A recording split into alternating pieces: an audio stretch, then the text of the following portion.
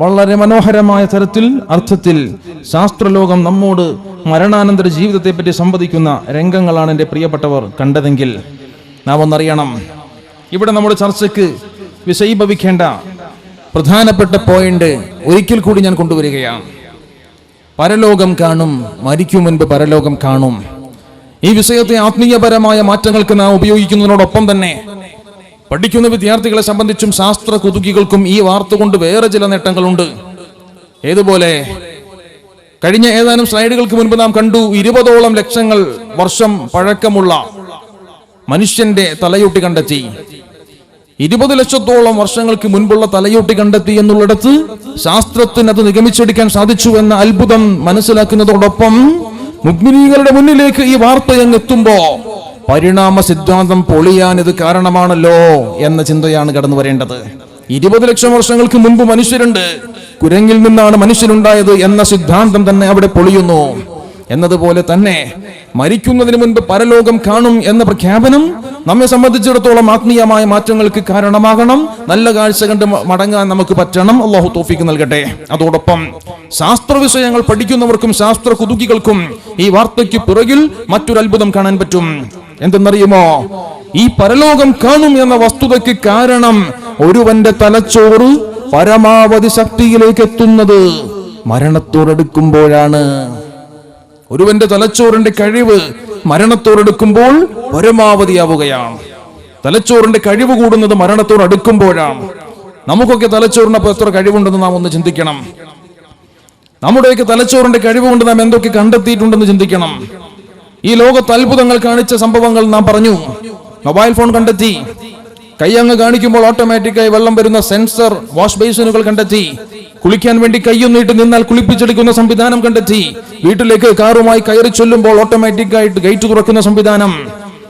എത്രത്തോളം എന്നാൽ വീട്ടിൽ ചൊല്ലുന്നതിന് മുൻപ് തന്നെ നമ്മുടെ റൂമിലെ AC ഓൺ ആയി കിടക്കാൻ വെറും ഒരു മെസ്സേജ് മാത്രം. എന്നിങ്ങനെ അത്ഭുതങ്ങൾ നാം ഇവിടെ കാണുകയാണ്. ഞാൻ ഇവിടെ കണ്ടുകൊണ്ടിരിക്കുന്നത് എന്റെ ലാപ്ടോപ്പിലുള്ളത് നിങ്ങൾ കാണുകയാണ്.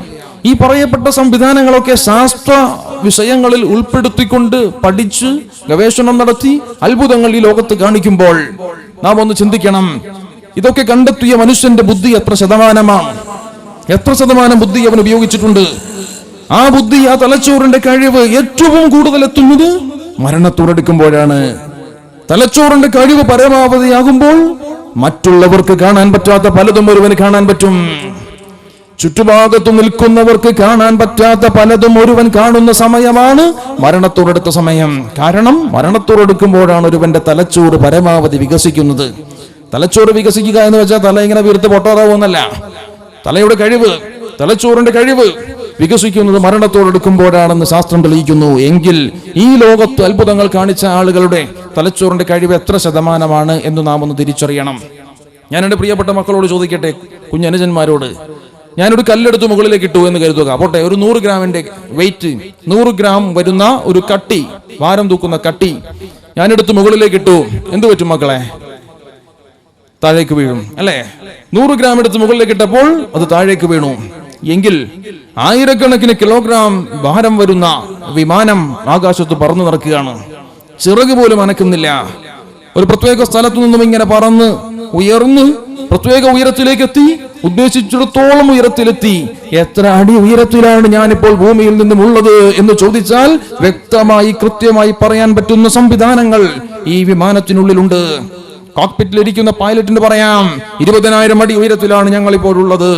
ഇപ്പോഴോ? ഇപ്പോൾ 20,001 അടി ആയിട്ടുണ്ട്. ഒരടിയുടെ വ്യത്യാസം പോലും തിരിച്ചറിയാൻ പറ്റുന്ന റഡാർ സംവിധാനങ്ങൾ ഈ ലോകത്ത് കണ്ടെത്തിയത് മനുഷ്യനാണ്. ഒരിടത്തു നിന്നും ഓടി അങ്ങ് ചെന്നിട്ട് ഉദ്ദേശിച്ച പോയിന്റിൽ നിന്നും റൺവേയിൽ നിന്നും പറന്നുയർന്ന് ഉയരങ്ങൾ താണ്ടി ഉദ്ദേശിച്ചിടത്തേക്ക് എവിടെയെങ്കിലും പോയി ഇറങ്ങാല, ഉദ്ദേശിച്ച സ്ഥലത്തേക്ക് ഉദ്ദേശിച്ച വേഗതയിൽ ഉദ്ദേശിച്ച സമയത്തിനുള്ളിൽ എത്തിച്ചേരുന്ന വിമാനം കണ്ടെത്തിയത് മനുഷ്യനാണ്. ഉദ്ദേശിച്ച സമയം എന്ന് പറഞ്ഞെടുത്ത് ഒരു കമ്പനി ഒഴിവാണ്. ഏത് കമ്പനി അത്? ഉദ്ദേശിച്ച സമയം എന്ന് പറഞ്ഞെടുത്തേ എയർ ഇന്ത്യ. അത് ഞാൻ പ്രത്യേകം പറയേണ്ട ആവശ്യമില്ല. പ്രത്യേകിച്ച് ഇവിടെ തന്നെ പറയണം, തിരുവനന്തപുരത്ത് പ്രത്യേകം പറയണം, എന്നാലെങ്കിലും നാണം ഉണ്ടാവട്ടെ. ഉദ്ദേശിച്ച സമയം എന്ന് പറഞ്ഞെടുത്ത് എയർ ഇന്ത്യ ഒഴിവാണ്. എല്ലാ കമ്പനികളും ഉദ്ദേശിച്ചിടത്തുനിന്ന് ഉയർന്നു പൊങ്ങി ഉദ്ദേശിച്ച വേഗതയിൽ ഉദ്ദേശിച്ചിടത്ത് ഉദ്ദേശിച്ച സമയത്തിനുള്ളിൽ എത്തിച്ചേരുന്നു. ഒരു ചിറക് പോലും അനക്കുന്നില്ല. ഇത് എങ്ങനെ പറക്കുന്നു? പറന്നുകൊണ്ടിരിക്കുന്ന വിമാനത്തിന് ഇടയ്ക്ക് വെച്ചൊന്ന് ബ്രേക്ക് ചവിട്ടണമെന്ന് തോന്നിയാലോ? ഇതെങ്ങനെ ബ്രേക്ക് ചവിട്ടുക? വിമാനം എങ്ങനെ ബ്രേക്ക് ഇടുക? ഉയർച്ച താഴ്ചകളെ അഡ്ജസ്റ്റ് ചെയ്യുന്ന സംവിധാനങ്ങൾ ഇതൊക്കെ കണ്ടെത്തിയത് മനുഷ്യനാണ്. ആയിരക്കണക്കിന് കിലോഗ്രാം ഭാരം വരുന്ന വിമാനത്തിനുള്ളിൽ ആയിരക്കണക്കിന് ആളുകളെ വഹിച്ചുകൊണ്ട് പറക്കാൻ പറ്റുന്ന ജെറ്റ് വിമാനങ്ങൾ ഈ ലോകത്ത് കണ്ടെത്തിയത് മനുഷ്യനാണ്. എന്റെ പ്രിയപ്പെട്ടവർ ചിന്തിക്കണം. ഇനി ഒരു മനുഷ്യന് വിമാനമില്ലാതെ പറക്കണമെന്ന് തോന്നിയാലോ?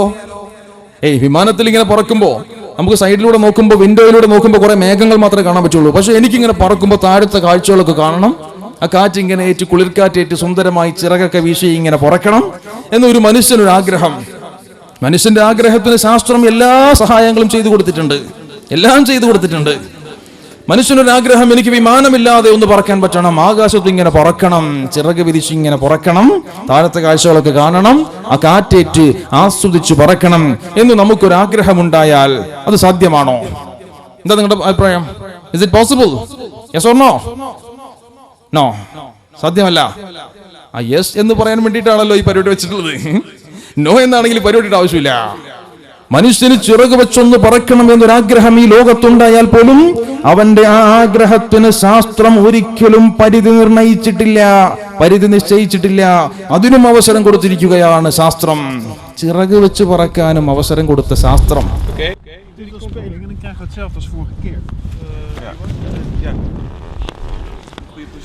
Die controller staat aan nu, alles staat aan. Netjes branden. Oké. Zullen we het gewoon doen? We gaan we. Ja? Harder. Kom! 2, 1. Met de andere camera filmen. Ja! Ja joh, kom op! Ja!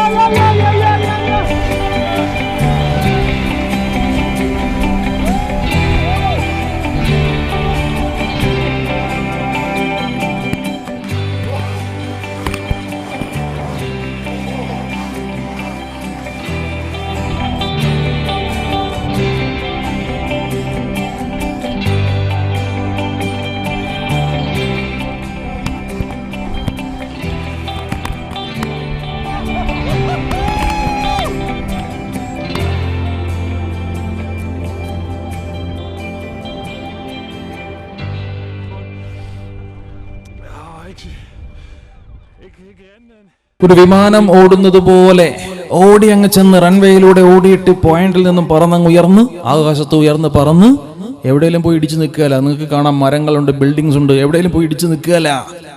ആ ഉയർച്ച control ചെയ്തു, ഇറങ്ങേണ്ട സ്ഥലം തീരുമാനിച്ചു. ഉദ്ദേശിച്ചിടത്ത് നിന്ന് ഉയർന്ന് പൊങ്ങിയിട്ട് ഉദ്ദേശിച്ചിടത്തോളം ഉയരത്തിൽ പോയി ആസ്വദിച്ച് ഉദ്ദേശിച്ചിടത്തു തന്നെ വന്ന് ഇറങ്ങുന്ന ചിറക് വെച്ചുള്ള പറക്കൽ, ഇത് കണ്ടെത്തിയതും മനുഷ്യനാണ്. മനുഷ്യന്റെ കഴിവിന് വല്ല പരിധിയുമുണ്ടോ? മനുഷ്യനൊരു കാര്യം ആഗ്രഹിച്ചാൽ അത് നടത്താൻ പറ്റും എന്ന തരത്തിലേക്ക് ശാസ്ത്രം അവനെ സഹായിക്കുന്നു. മനുഷ്യന്റെ കഴിവിന് വല്ല പരിധിയുമുണ്ടോ? പ്രിയപ്പെട്ടവരെ, ഒന്ന് ചിന്തിക്കുക. മനുഷ്യ കഴിവിന് ഇവിടെ പരിധി നിശ്ചയിച്ചതാരാ? മനുഷ്യന്റെ കഴിവിന് ഒരു പരിധിയുമില്ല.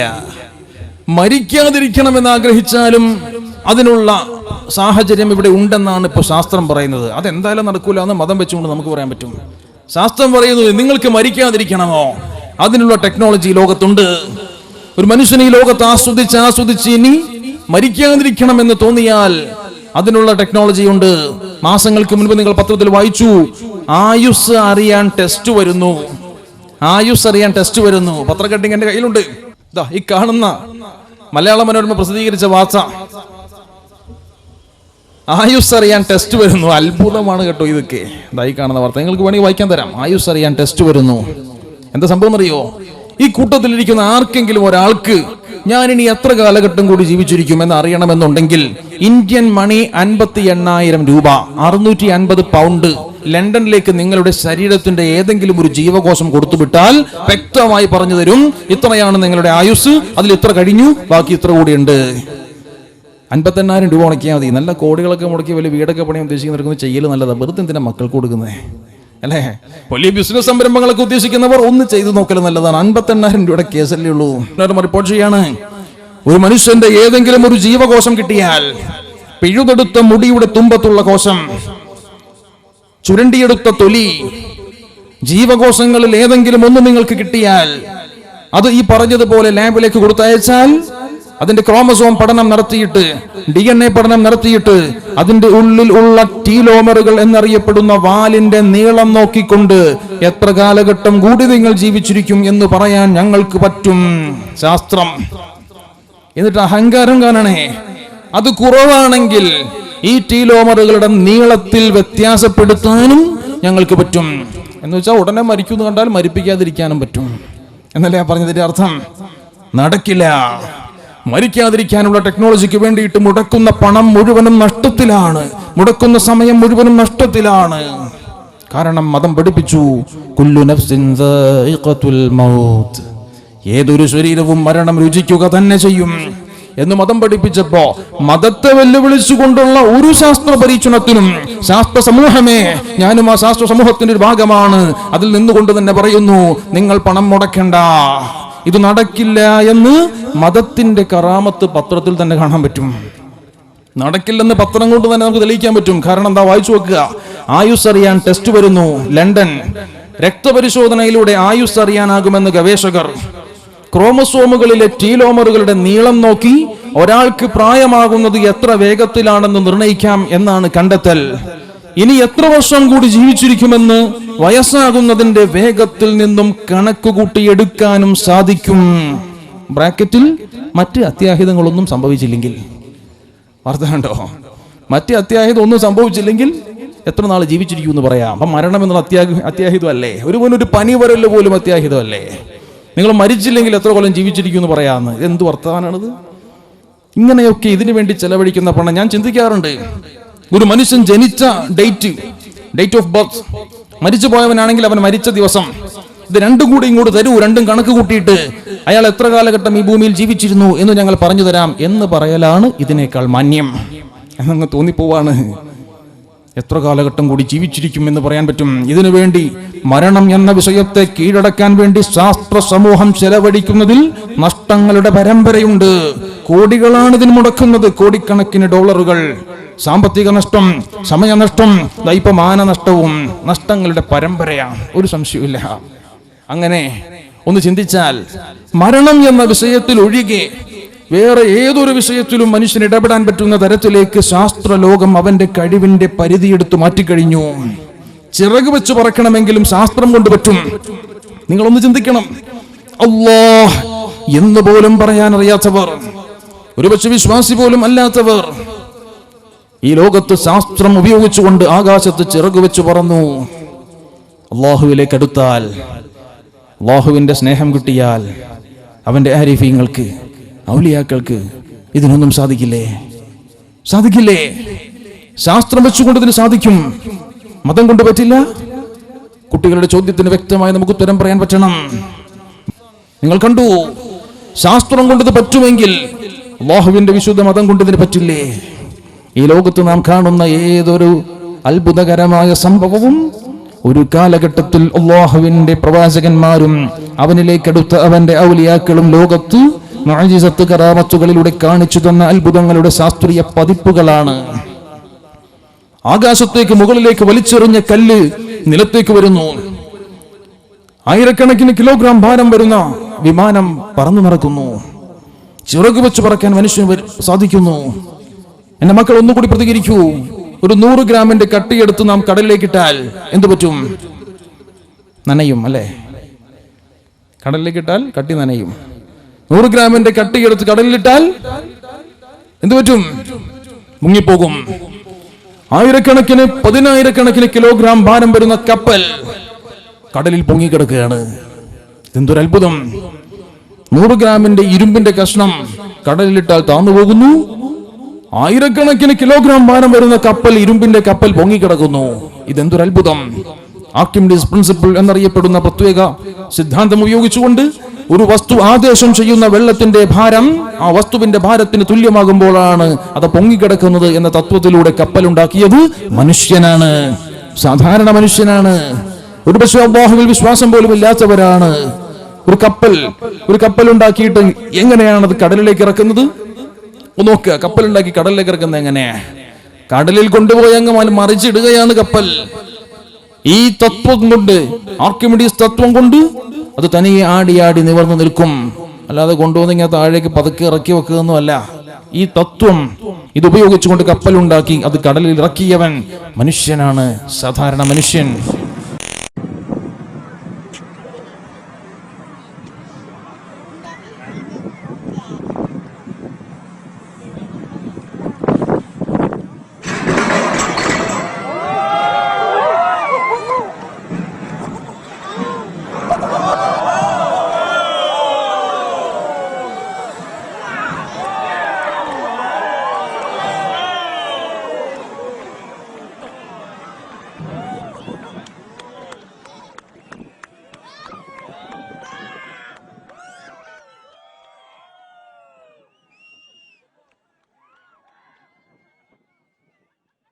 ഒരു കപ്പൽ ആദ്യമായി കടലിറക്കുന്ന രംഗാണത്. കപ്പലുണ്ടാക്കി എങ്ങനെ കടലിൽ ഇറക്കണം. കോടിക്കണക്കിന് ടൺ ഭാരം വരുന്ന കപ്പൽ ക്രെയിൻ ഉപയോഗിച്ച് പൊക്കിയെടുത്ത് കൊണ്ടുവന്ന് കടലിൽ പതുക്കെ ഇറക്കി വെക്കുക അല്ല, മറിച്ചങ്ങിടുകയാണ്. ഒന്നും പേടിക്കണ്ട. ആ തത്വം, ആ ആത്മവിശ്വാസം കോടികൾ മുടക്കിയാലും മറിച്ചിട്ടോ കുഴപ്പമുണ്ടാവില്ല. ഈ ആത്മവിശ്വാസം ഇതിവന് കൊടുത്തതാരാ? ശാസ്ത്രമാണ്. ശാസ്ത്രം കൊണ്ടാണ് അവൻ ഈ അത്ഭുതങ്ങളൊക്കെ ലോകത്ത് കാണിക്കുന്നത്. വ്യക്തമായി നാം തിരിച്ചറിയണം, ശാസ്ത്ര ലോകത്ത് മനുഷ്യന്റെ കഴിവിനൊരു പരിധിയുമില്ല. മനുഷ്യ കഴിവിനൊരു പരിധിയും ശാസ്ത്രം നിശ്ചയിച്ചിട്ടില്ല. മതവും ഇങ്ങനെ തന്നെ, മനുഷ്യന്റെ കഴിവിനൊരു പരിധിയുമില്ല കേട്ടോ. അല്ലാഹു സുബ്ഹാനഹു വ തആല അവൻ ഉദ്ദേശിക്കുന്നവർക്ക് കൊടുക്കുന്ന കഴിവുകളെ നിഷേധിക്കാനാവില്ല, നിഷേധിക്കേണ്ട ആവശ്യവുമില്ല. ആ കഴിവുകൾ ഉപയോഗിച്ചു അത്ഭുതങ്ങൾ കാണിക്കാൻ അവർക്ക് ലോകത്ത് പറ്റും. എങ്ങനെ? എന്റെ പ്രിയപ്പെട്ടവർ കണ്ടു, ആകാശത്ത് പറന്നു നടക്കുന്ന പറവകളെ കണ്ടുകൊണ്ട് വിമാനമുണ്ടാക്കിയത് മനുഷ്യനാണ്. കടലിൽ സഞ്ചരിക്കുന്ന മത്സ്യങ്ങളെ കണ്ടുകൊണ്ട് കപ്പലുണ്ടാക്കിയത് മനുഷ്യനാണ്. ഈ ലോകത്തുള്ള അത്ഭുതങ്ങളൊക്കെ മനുഷ്യന്റെ ജീവിതം സുഖകരമാക്കുന്ന അവസ്ഥയിലേക്ക് എത്തിച്ചത് മനുഷ്യരാണ്. എങ്കിൽ ലോകത്തേക്ക് വെച്ച് ഏറ്റവും ബുദ്ധിയുള്ള മനുഷ്യൻ എന്ന് പറയുന്ന മനുഷ്യനാരാണ്? ലോകത്തേക്ക് വെച്ച് ഏറ്റവും ബുദ്ധിമാനായ ശാസ്ത്രകാരൻ എന്ന് ശാസ്ത്ര ലോകം പേരിട്ട് വിളിക്കുന്നത് ആരെയാണ് എന്ന് പറയാമോ? ഏറ്റവും ബുദ്ധിയുള്ള ശാസ്ത്രകാരൻ എന്ന് ശാസ്ത്ര ലോകം പേരിട്ട് വിളിച്ചത് ആരെയാ? ആർക്ക് പറയാം? ഏറ്റവും വലിയ ബുദ്ധിമാൻ, the most intelligent scientist in the world, ആരാണത്? ഒന്ന് പറയൂ, ആർക്കെങ്കിലും? ഐൻസ്റ്റീൻ. മറ്റെന്തെങ്കിലും അഭിപ്രായം ഉണ്ടോ? ഒരു സ്ഥലത്ത് ഞാൻ ചോദിച്ചപ്പോൾ ചില കുട്ടികൾ പറഞ്ഞു ഐസക് ന്യൂട്ടൻ. ഐസക് ന്യൂട്ടൻ കണ്ടെത്തിയത് എന്താ? ഭൂഗുരുത്വാകർഷണമാണ് അല്ലേ? സ്വന്തം വീടിന്റെ തോട്ടത്തിൽ ഇരുന്നു കൊണ്ട് എന്തോ ചിന്തിച്ചു കൊണ്ടിരിക്കുമ്പോ തലയിൽ ഒരു ആപ്പിൾ വന്ന് വീഴുകയാണ്. ബുദ്ധിയുള്ള ശാസ്ത്രകാരൻ ചിന്തിച്ചു, എന്തുകൊണ്ടാണ് ഞെട്ടറ്റ ആപ്പിൾ തലയിൽ വന്ന് വീണത്? എന്തുകൊണ്ട് ഞെട്ടറ്റപ്പോൾ ആപ്പിൾ മുകളിലോട്ട് പോയില്ല, താഴോട്ട് വീഴാൻ കാരണമെന്ത്? മുകളിലേക്ക് എന്തിട്ടാലും എന്തുകൊണ്ട് താഴേക്ക് വരുന്നു? ഈ ചിന്താഗതിയാണ് അദ്ദേഹത്തെ ഭൂഗുരുത്വാകർഷണം എന്ന സിദ്ധാന്തത്തിലേക്ക് നയിച്ചത്. ഗ്രാവിറ്റേഷണൽ ഫോഴ്സ് എന്ന സിദ്ധാന്തം കണ്ടെത്താൻ സഹായിച്ചത്. ഈ ഒരു സിദ്ധാന്തം കണ്ടെത്തിയത് കൊണ്ട് തന്നെ നമ്മുടെയൊക്കെ ഫിസിക്സ് പഠിക്കുന്ന മക്കളൊക്കെ ഒരുപാട് 0 വാങ്ങുന്നുണ്ട്. സ്കൂളിലൊക്കെ പഠിച്ചുകൊണ്ടിരിക്കുമ്പോൾ ചോദ്യം ചോദിക്കും, ഐസക് ന്യൂട്ടന്റെ ലോസ് ഓഫ് ന്യൂട്ടൻ പറയൂ. 2-3 തിയറീസ് ഉണ്ട്. ന്യൂട്ടന്റെ നിയമങ്ങൾ പറയൂ എന്ന് പറയുമ്പോഴായിരിക്കും മനസ്സുകൊണ്ട് പറയുക, അന്ന് ഇയാളുടെ തലയിൽ ആപ്പിളിന് പറയുമ്പോൾ തേങ്ങയും വേണ്ടി എനിക്ക് സമാധാനമായനെ, ഒന്നും പഠിക്കേണ്ടി വരില്ലായിരുന്നു. അങ്ങനെ മനസ്സിന്റെ ഉള്ളിൽ പ്രാകുന്ന ഒരാളാണ് ഐസക് ന്യൂട്ടൻ. എങ്കിൽ ഐൻസ്റ്റീനാണ് ഏറ്റവും വലിയ ബുദ്ധിമാൻ എന്ന് ശാസ്ത്രം തെളിയിച്ചു എന്നത് വ്യക്തമായ ഉത്തരമാണ്. ലോകത്തേക്ക് വെച്ച് ഏറ്റവും ബുദ്ധിമാനായ ശാസ്ത്രകാരൻ ആരെന്ന് ചോദിച്ചാൽ ശാസ്ത്രലോകം കണ്ണും പൂട്ടി പറയും ആൽബർട്ട് ഐൻസ്റ്റീൻ. ആൽബർട്ട് ഐൻസ്റ്റീൻ ആണ് അത്ര ഏറ്റവും വലിയ ബുദ്ധിമാൻ. ലോകത്തേക്ക് വെച്ച് ഏറ്റവും ബുദ്ധിമാനായ ശാസ്ത്രകാരൻ ആൽബർട്ട് ഐൻസ്റ്റീൻ ആണെന്ന് പറയുമ്പോ എന്താണ് അദ്ദേഹം കണ്ടെത്തിയത്? എന്താ കണ്ടെത്തിയത്? നിങ്ങളൊന്ന് ചിന്തിക്കാൻ പോവുകയാണ് കേട്ടോ. ഇനി ആസ്വാദനമായ ചിന്തയാണ്. തഫക്കുറു സ്വാഅത്തി ഖൈറും മിൻ ഖിയാമുൽ ലൈൽ. രാത്രി നിസ്കാരത്തേക്കാൾ ഹൈറായ ഒന്നാണ് അല്പനേരത്തെ ചിന്ത. ഇരുന്നൊന്ന് ചിന്തിക്കണം. അല്ലാഹുവിലേക്ക് മടങ്ങുന്ന ചിന്തയിലേക്ക് നാം എത്തുകയാണ്. ആൽബർട്ട് ഐൻസ്റ്റീൻ എന്താ കണ്ടെത്തിയത്? ഒന്നുകൂടി ഞാൻ ചോദിക്കട്ടെ, ലോകത്തേക്ക് വെച്ച് ഏറ്റവും ചെറിയ കണിക എന്താണ്? ലോകത്തേക്ക് വെച്ച് ഏറ്റവും ചെറിയ കണിക പറയൂ. ആറ്റം, അണു. ആറ്റമാണ് ലോകത്തേക്ക് വെച്ച് ഏറ്റവും ചെറിയ കണിക. ലോകത്തേക്ക് വെച്ച് ഏറ്റവും വലിയ ഊർജ രൂപം ഏതാണ്? ലോകം നശിപ്പിക്കാൻ പറ്റുന്ന ഊർജ രൂപം ഏതാണത്? ഭൂമി എന്ന ഗോളത്തെ പൊട്ടിച്ചു തെറിപ്പിച്ചു കളയാൻ പറ്റുന്ന ഊർജ രൂപം ആണവോർജമാണ്, ആറ്റോമിക് എനർജിയാണ്, ആറ്റം ബോംബാണ്. ഭൂമിയെ നശിപ്പിക്കാൻ പറ്റുന്ന ആറ്റം ബോംബ് എന്ന ഏറ്റവും വലിയ ഊർജ്ജ രൂപത്തെ ജഗന്നിയന്താവായ അല്ലാഹു സുബ്ഹാനഹു വ തആല ഒളിപ്പിച്ചു വെച്ചത് ലോകത്തേക്ക് വെച്ച് ചെറിയ കണികയായ ആറ്റത്തിന്റെ ഉള്ളിലാണ്. ഇത് കണ്ടെത്തിയ ആളാണ് ആൽബർട്ട് ഐൻസ്റ്റീൻ. മൂപ്പരുടെ കണ്ടെത്തലിന്റെ റിസൾട്ട് ആണ് നിങ്ങൾ കാണുന്നത്. E = mc². എനർജി സമം mass into square of the velocity of light. അഥവാ ആറ്റം ബോംബ് ഉണ്ടാക്കാനുള്ള സൂത്രവാക്യമാണ് ഈ കാണുന്നത്. ഫിസിക്സ് പഠിച്ചവരോട് ചോദിക്കുകയാണ് ഇതെന്താണെന്ന് അറിയുമോ? ഫിസിക്സ് പഠിച്ച ആൾ കാണുമ്പോൾ തന്നെ ഞെട്ടും, പടച്ചോനെ പൊട്ടണ സാധനമാണ്. ഫിസിക്സ് പഠിക്കാത്തവരെ സംബന്ധിച്ച് ഇതെന്തായി കാണുന്നേ? അതൊരു E ഉണ്ട്, സമമുണ്ട്, M ഉണ്ട്, C ഉണ്ട്, മോളൊരു 2 ഉണ്ട് അല്ലേ? ഇത്ര ഉണ്ടാവുള്ളൂ. ഒരു വിഷയം അറിഞ്ഞവർക്ക് അതിന്റെ തീവ്രത അറിയാം. ഏതുപോലെ ബിസ്മില്ലാഹിർ റഹ്മാനിർ റഹീം എന്നതിലെ ബിസ്മിയിലെ ബാഇന്റെ വിശദീകരണം ഞാൻ നൽകാൻ പോയാൽ 70 ഒട്ടകങ്ങൾക്ക് ചുമക്കാനുള്ള ചുമടുണ്ടാകും. അത് സയ്യിദുനാ അലി ഇബ്നു അബീ ത്വാലിബ് റളിയല്ലാഹു അൻഹു. ഒരു ബാഇന് മാത്രം വിശദീകരണം പറയാൻ പോയാൽ 70 ഒട്ടകങ്ങൾക്ക് ചുമക്കാനുള്ള ചുമടുണ്ടാകും. തെറ്റുകൂടാതെ ഖുർആൻ ഓതാൻ അറിയാത്ത ആളുകൾ നാം ഒന്ന് ചിന്തിക്കണം, എന്തുമാത്രം വിശുദ്ധ ഗ്രന്ഥത്തെ സൂക്ഷ്മതയോടെ കൈകാര്യം ചെയ്യണം.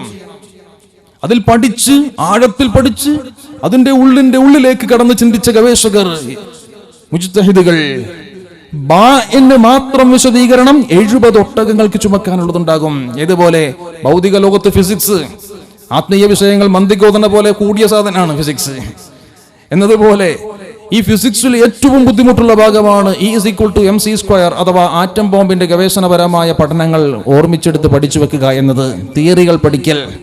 ഇത് കാണുമ്പോൾ പഠിച്ചവർക്കറിയാൻ പൊട്ടുന്നതാണ്. എന്നതുപോലെ തന്നെ വിശുദ്ധ ഗ്രന്ഥത്തിലെ ഒരു ബിസ്മിയിലെ ബാഇന്റെ പവർ നാം അറിയണമെങ്കിൽ അത് പഠിച്ചവരോട് ചോദിക്കണം. പർവ്വതത്തെ പിളർത്താൻ പറ്റിയ ഊർജ്ജ രൂപമാണ് അല്ലാഹുവിന്റെ വിശുദ്ധ ഗ്രന്ഥം. പർവ്വതത്തിന്റെ മുകളിലായിരുന്നു ഇറക്കപ്പെട്ടിരുന്നതെങ്കിൽ ഭയഭക്തി കൊണ്ട്, പേടി കൊണ്ടത് പൊട്ടിപ്പിളരുന്ന കാഴ്ച നിങ്ങൾക്ക് കാണാമായിരുന്നു എന്ന് പറയപ്പെട്ട ഒരു പർവ്വതത്തെ പൊട്ടിപ്പിളർത്താൻ ശക്തിമത്തായ എനർജി പാക്കറ്റാണ്, ഊർജ്ജ രൂപമാണ് അല്ലാഹുവിന്റെ വിശുദ്ധ ഗ്രന്ഥം. അതറിഞ്ഞവർക്കറിയാം അതിന്റെ പവർ, അല്ലാത്തവർക്ക് ലാഘവ ബുദ്ധിയാണ്. ഭൗതിക വിഷയത്തിൽ നാം ഇതിനെ വലിയ ഗൗരവത്തോടെ കാണുന്നു. പഠിച്ചവർക്കറിയാം അതിന്റെ പവർ. ഇതിനേക്കാൾ എത്രയോ തീക്ഷ്ണതയോടെ, സൂക്ഷ്മതയോടെ കൈകാര്യം ചെയ്യേണ്ട വിഷയമാണ് മതം എന്ന് നാം കണ്ടെത്തണം. എങ്കിൽ ആൽബർട്ട് ഐൻസ്റ്റീൻ ആണ് ലോകത്തേക്ക് വെച്ച് ഏറ്റവും വലിയ ബുദ്ധിമാൻ എന്ന് ശാസ്ത്രലോകം വിധി എഴുതുമ്പോൾ, ഈ ആൽബർട്ട് ഐൻസ്റ്റീന്റെ ബുദ്ധിക്ക് താഴെയാണ് വിമാനം കണ്ടെത്തിയവരുടെ ബുദ്ധി, ചിറക് വെച്ച് പറന്നവരുടെ ബുദ്ധി, ഈ ലോകത്തുള്ള അത്ഭുതങ്ങൾ കണ്ടെത്തിയവരുടെ മുഴുവൻ ബുദ്ധിയും ആൽബർട്ട് ഐൻസ്റ്റീന്റെ ബുദ്ധിക്ക് താഴെയാണ് എന്നല്ല ഞാൻ പറഞ്ഞതിന്റെ ചുരുക്കം. അങ്ങനെയാണെങ്കിൽ ഞാൻ ചോദിക്കുന്നു, ഈ ആൽബർട്ട് ഐൻസ്റ്റീൻ അദ്ദേഹത്തിന് നൽകപ്പെട്ട ബുദ്ധിയുടെ എത്ര ശതമാനം ഉപയോഗിച്ചിട്ടുണ്ട്?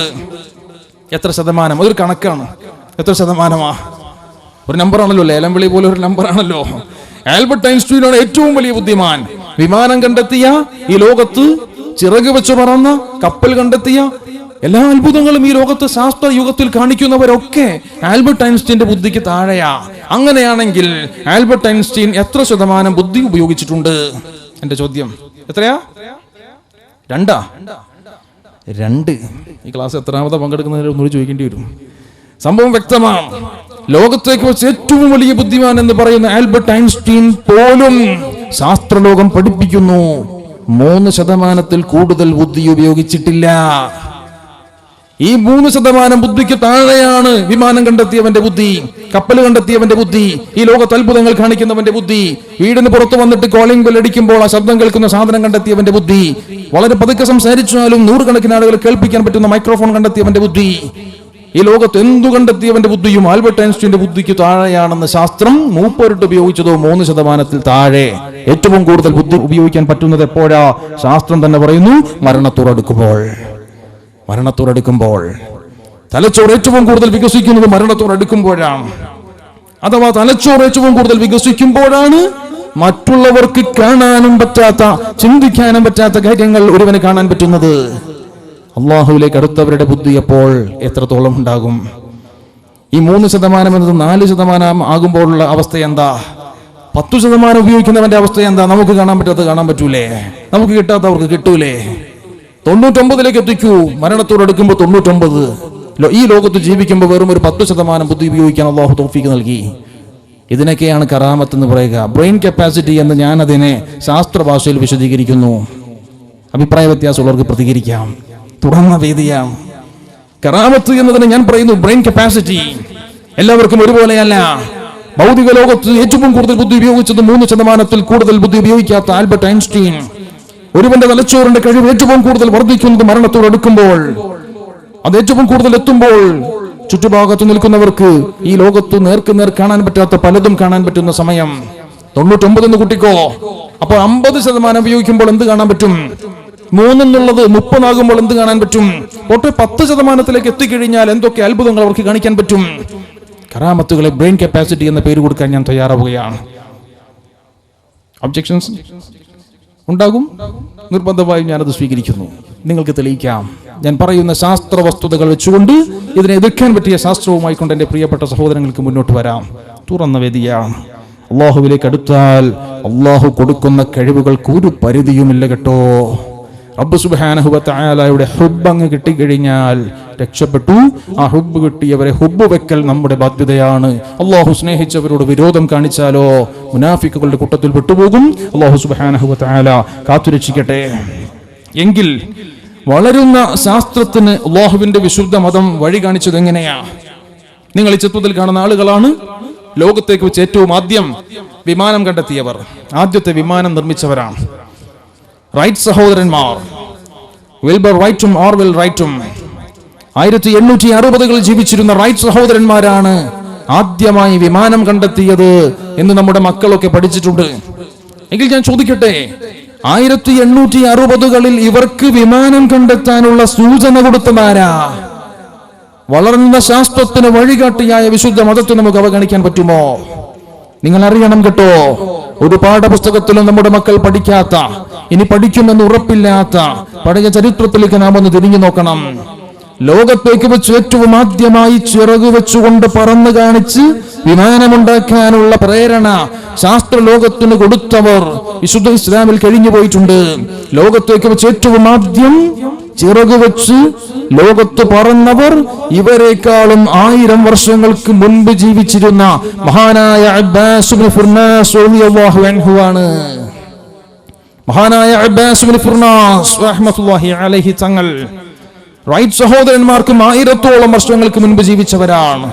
കൊർദോവ പള്ളിയുടെ മുകളിൽ നിന്നും 6 ദിറാർ എന്ന അളവിലേക്ക് ഉയർന്നു പൊങ്ങിയവരാണവർ, ചിറക് വെച്ചുകൊണ്ട് പറന്നവർ. ഇന്നും ഇറാഖിൽ മഹാനവറുകളുടെ പേരിൽ ഒരു എയർപോർട്ട് ഉണ്ട്, അബ്ബാസ് ഇബ്നു ഫുർനാസ് ഇന്റർനാഷണൽ എയർപോർട്ട്. ലോകത്തേക്ക് വെച്ച് ഏറ്റവും ആദ്യം ചിറക് വെച്ച് പറന്നവർ. വളരുന്ന ശാസ്ത്രത്തിന് അള്ളാഹുവിന്റെ വിശുദ്ധ മതം വഴികാട്ടിയില്ലേ? നാം ഒന്നറിയണം, തങ്ങളുടെ 77ാമത്തെ വയസ്സിലാണ് കൊർദോവ പള്ളിയുടെ മുകളിൽ നിന്നും ചിറക് കണക്ട് ചെയ്തിട്ടങ്ങ് ചാടി നോക്കിയത്. ഒരു കയ്യിൽ ടെസ്റ്റ് ട്യൂബും മറ്റേ കയ്യിൽ തസ്ബീഹ് മാലയും പിടിച്ചിരുന്ന കാലഘട്ടം സ്പെയിനിൽ കഴിഞ്ഞു പോയിട്ടുണ്ട്. തിരിച്ചു പിടിക്കാൻ നമുക്ക് പറ്റണം.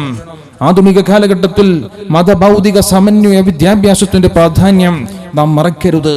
മതത്തിൽ അധിഷ്ഠിതമായി കൊണ്ട് ഭൗതിക ലോകത്തേക്ക് മക്കളെ തിരിച്ചയക്കൂ. ഒന്ന് ചിന്തിക്കൂ. മതത്തെ അവഗണിച്ചുകൊണ്ട് ഭൗതികതയ്ക്ക് വേണ്ടി മാത്രം മക്കളെ പറഞ്ഞു വിട്ടാൽ അവരെ കൊണ്ട് ലോകത്തിനെന്നല്ല നമുക്ക് തന്നെ ഗുണം കിട്ടിയില്ലെന്ന് വരും. വളരെ ഗൗരവമാണ്. നമ്മുടെ മക്കളൊക്കെ പഠിക്കുന്ന സകലമാന വിഷയങ്ങളും അള്ളാഹുവിന്റെ വിശുദ്ധ മതം കൈകാര്യം ചെയ്തിട്ടുണ്ട്. നാം ചിന്തിക്കാത്തത് കൊണ്ടാണ്. മദ്രസ ക്ലാസുകളുടെ പ്രാധാന്യം, ദർസ് വിദ്യാഭ്യാസത്തിന്റെ പ്രാധാന്യം എന്റെ പ്രിയപ്പെട്ടവർക്കറിയാമല്ലോ. ടൗണുകളിലൊക്കെയുള്ള സ്ഥിരം കാഴ്ചയാണ്. മദ്രസ ക്ലാസുകൾ തുടങ്ങി കുട്ടി ഏകദേശം സ്കൂളിൽ 10 വയസ്സെത്തുമ്പോൾ 5ാം ക്ലാസ്സിൽ പഠിക്കുമ്പോൾ വാപ്പ വന്നിട്ട് ഉസ്താദിനോട് പറയും, ഉസ്താദെ മോനെ എത്രയൊക്കെ ഓദിച്ചാൽ മതി, യാസീൻ പെട്ടെന്നൊന്ന് ഓതാൻ പഠിപ്പിച്ചോളൂ. മോൻ ട്യൂഷൻ ഉണ്ട്, എല്ലാ ദിവസവും ട്യൂഷൻ പോകണം. CBSE ICSE സിലബസിൽ പഠിക്കുകയാണ്. ഔത്തുപള്ളിയിൽ വരാൻ സമയമില്ല, മദ്രസയിൽ വരാൻ സമയമില്ല. അതൊക്കെ 2ാം തരമാണ്. വലിയ പ്രാധാന്യം ഭൗതിക വിഷയത്തിനാണ്. മോൻ കളക്ടർ ആവണം, ഡോക്ടർ ആവണം, എഞ്ചിനീയർ ആവണം. ചുരുക്കം പറഞ്ഞാൽ നമ്മളൊക്കെ ആഗ്രഹിക്കുന്നു നമ്മുടെ മക്കൾ ഡോക്ടർ ആവണം, എഞ്ചിനീയർ ആവണം, അഡ്വക്കേറ്റ് ആവണം, ചാർട്ടേഡ് അക്കൗണ്ടന്റ് ആവണം, കളക്ടർ ആവണം. വലിയ ആഗ്രഹങ്ങളാണ്. മതവുമായി ബന്ധമില്ലാത്ത തരത്തിലേക്ക് മക്കളെ വളർത്തിക്കൊണ്ട് പോയിട്ട് ഭൗതിക വിഷയങ്ങൾക്ക് വേണ്ടിയിട്ട് ലക്ഷക്കണക്കിന് രൂപ മുടക്കാനും നമുക്ക് മടിയില്ല. എൻട്രൻസ് എക്സാമിനേഷൻസ്, എഞ്ചിനീയറിംഗിനും മെഡിസിനും എൻട്രൻസ് എഴുതി കിട്ടാൻ വേണ്ടി പോലും എൻട്രൻസ് കോച്ചിങ്ങിന്റെ വിഷയത്തിൽ ലക്ഷങ്ങൾ മുടക്കാൻ മടിയില്ലാത്തവരാണ് നമ്മൾ. മദ്രസ അധ്യാപകന്റെ ഫീസ് നിശ്ചയിക്കുന്നതിൽ ലുബ്ധത കാണിക്കുന്ന മുസ്ലിം സമൂഹം. ഇരുത്തിയൊന്ന് ചിന്തിച്ചു പഠിച്ചോ. തിബിയാനൻ ലികുല്ലി ശൈഇൻ. അല്ലാഹുവിന്റെ വിശുദ്ധ ഗ്രന്ഥം വനസ്സൽനാ അലൈക്കൽ കിതാബ തിബിയാനൻ ലികുല്ലി ശൈഇൻ. നാം വിശുദ്ധ ഗ്രന്ഥം ഇറക്കിയിരിക്കുന്നത് സകലമാന കാര്യങ്ങളും വിശദീകരിച്ചുകൊണ്ടാണ്. We have sent down to thee the book explaining all things. എല്ലാ കാര്യങ്ങളും വിശദീകരിച്ചുകൊണ്ടാണ് അല്ലാഹുവിന്റെ വിശുദ്ധ ഗ്രന്ഥം ഇറക്കിയത്. വഹുദൻ, അത് വഴികാട്ടിയാണ്. വറഹ്മ, അത് കാരുണ്യമാണ്. വബുശ്റാ ലിൽ മുസ്ലിമീൻ, അനുസരണാശീലമുള്ളവർക്ക് സദ്വാർത്ത കൂടിയാണ്. തിബിയാനൻ ലികുല്ലി ശൈഇൻ. നമ്മുടെയൊക്കെ ധാരണ ഫിസിക്സും കെമിസ്ട്രിയും ഒക്കെ സ്കൂളിൽ മാത്രമേ കിട്ടുള്ളൂ എന്നാണ്. എന്നാൽ നാം പഠിക്കുന്ന, നമ്മുടെ മക്കൾ പഠിക്കുന്ന ഭൗതിക വിഷയങ്ങൾക്ക് മാർഗനിർദ്ദേശമാകേണ്ട സൂചനകൾ അല്ലാഹുവിന്റെ വിശുദ്ധ ഗ്രന്ഥത്തിലുണ്ട്, വിശുദ്ധ മതത്തിലുണ്ട്. ഒപ്പിയെടുക്കാൻ പറ്റിയില്ലെങ്കിലും ഗുരുത്വം കിട്ടാനെങ്കിലും പറ്റണം. ഈ വിശുദ്ധ ഗ്രന്ഥത്തിന്റെ ഗുരുത്വവും പൊരുത്തവും നമുക്ക് കിട്ടിയിട്ടുണ്ടോ? നമ്മുടെ മക്കൾക്ക് കിട്ടിയിട്ടുണ്ടോ? ശാസ്ത്രം വളരുന്നത് കണ്ടിട്ട് സാഗൂതം മൂക്കിൽ വിരൽ വെക്കുന്നവർ ചിന്തിക്കണം, ഈ വളരുന്ന ശാസ്ത്രത്തിന് മതമാണ് കേട്ടോ വഴികാട്ടിയായത്. എങ്ങനെയാ? അല്ലാഹുവിന്റെ വിശുദ്ധ ഗ്രന്ഥം കൈകാര്യം ചെയ്യാത്ത വിഷയങ്ങളില്ല. അല്ലാഹുവിന്റെ വിശുദ്ധ ഗ്രന്ഥം എടുത്ത് പരിശോധിച്ചാൽ നിങ്ങൾക്ക് 1200ഓളം ആയത്തുകൾ വിവിധ ശാസ്ത്രശാഖകളെ പറ്റി സൂചന കൊടുക്കുന്നതായി കാണാൻ പറ്റും. 1200ഓളം ആയത്തുകൾ, 20% വിശുദ്ധ ഗ്രന്ഥം ശാസ്ത്രം പഠിപ്പിക്കുകയാണ്. 70ഓളം ആയത്തുകൾ ശാസ്ത്രം പഠിക്കാൻ പ്രചോദകമാകുന്നു. 70ഓളം ആയത്തുകളിൽ ശാസ്ത്രം പഠിക്കുന്നവരെ, പഠിപ്പിക്കുന്നവരെ പ്രോത്സാഹിപ്പിക്കുന്നു. എടുത്തു പരിശോധിക്കൂ, വൈദ്യശാസ്ത്രം, മെഡിസിൻ, 416 ആയത്തുകൾ MBBS പഠിക്കുന്നവർക്ക് സൂചന കൊടുക്കുകയാണ് വിശുദ്ധ മതം.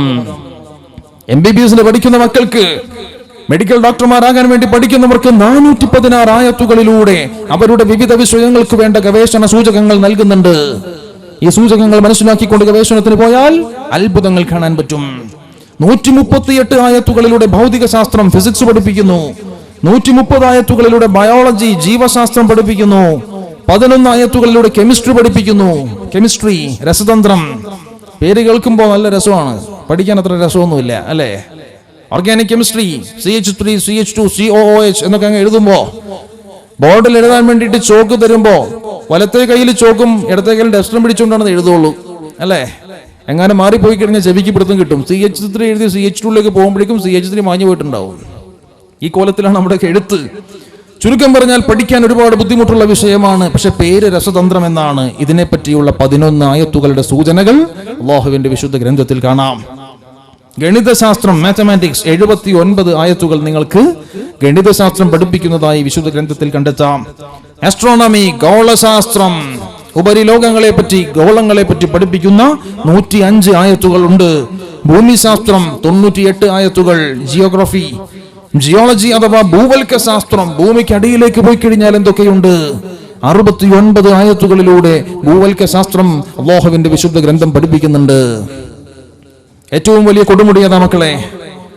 ലാർജസ്റ്റ് മൗണ്ടൻ, ഏറ്റവും വലിയ കൊടുമുടിയതാ? എവറസ്റ്റ് കൊടുമുടി അല്ലേ? എവറസ്റ്റ്. എങ്കിൽ ഞാൻ ചോദിക്കുന്നു, എവറസ്റ്റ് കൊടുമുടിയുടെ ഹൈറ്റ് എത്രയാ, ഉയരം? ആർക്ക് പറയാം? 8848 മീറ്റർ ആണ്. 8848 8848 മീറ്റർ ആണ്. 10 കിലോമീറ്ററിന് താഴെയാണ് എവറസ്റ്റ് കൊടുമുടിയുടെ ഹൈറ്റ്. നിങ്ങൾക്കറിയുമോ, ആധുനിക ശാസ്ത്രം തെളിയിക്കുകയാണ്, എവറസ്റ്റ് കൊടുമുടി ഭൂമിക്ക് മുകളിലേക്ക് എത്ര ഉയരത്തിലുണ്ടോ അത്രയും തന്നെ ഭൂമിക്ക് അടിയിലേക്കുമുണ്ട്. എവറസ്റ്റ് എത്ര മുകളിലേക്കുണ്ടോ അത്രയും തന്നെ ഭൂമിക്ക് അടിയിലേക്കുമുണ്ട്.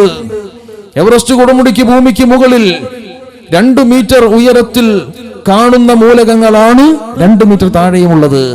10 മീറ്റർ അടിയിൽ ഇല്ലാത്ത ഒരു മൂലകവും 10 മീറ്റർ മുകളിലുമില്ല.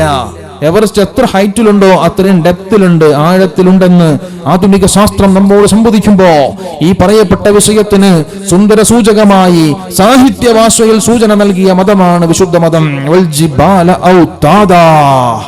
പർവ്വതങ്ങളെ നാം ആണികളാക്കിയിരിക്കുന്നു.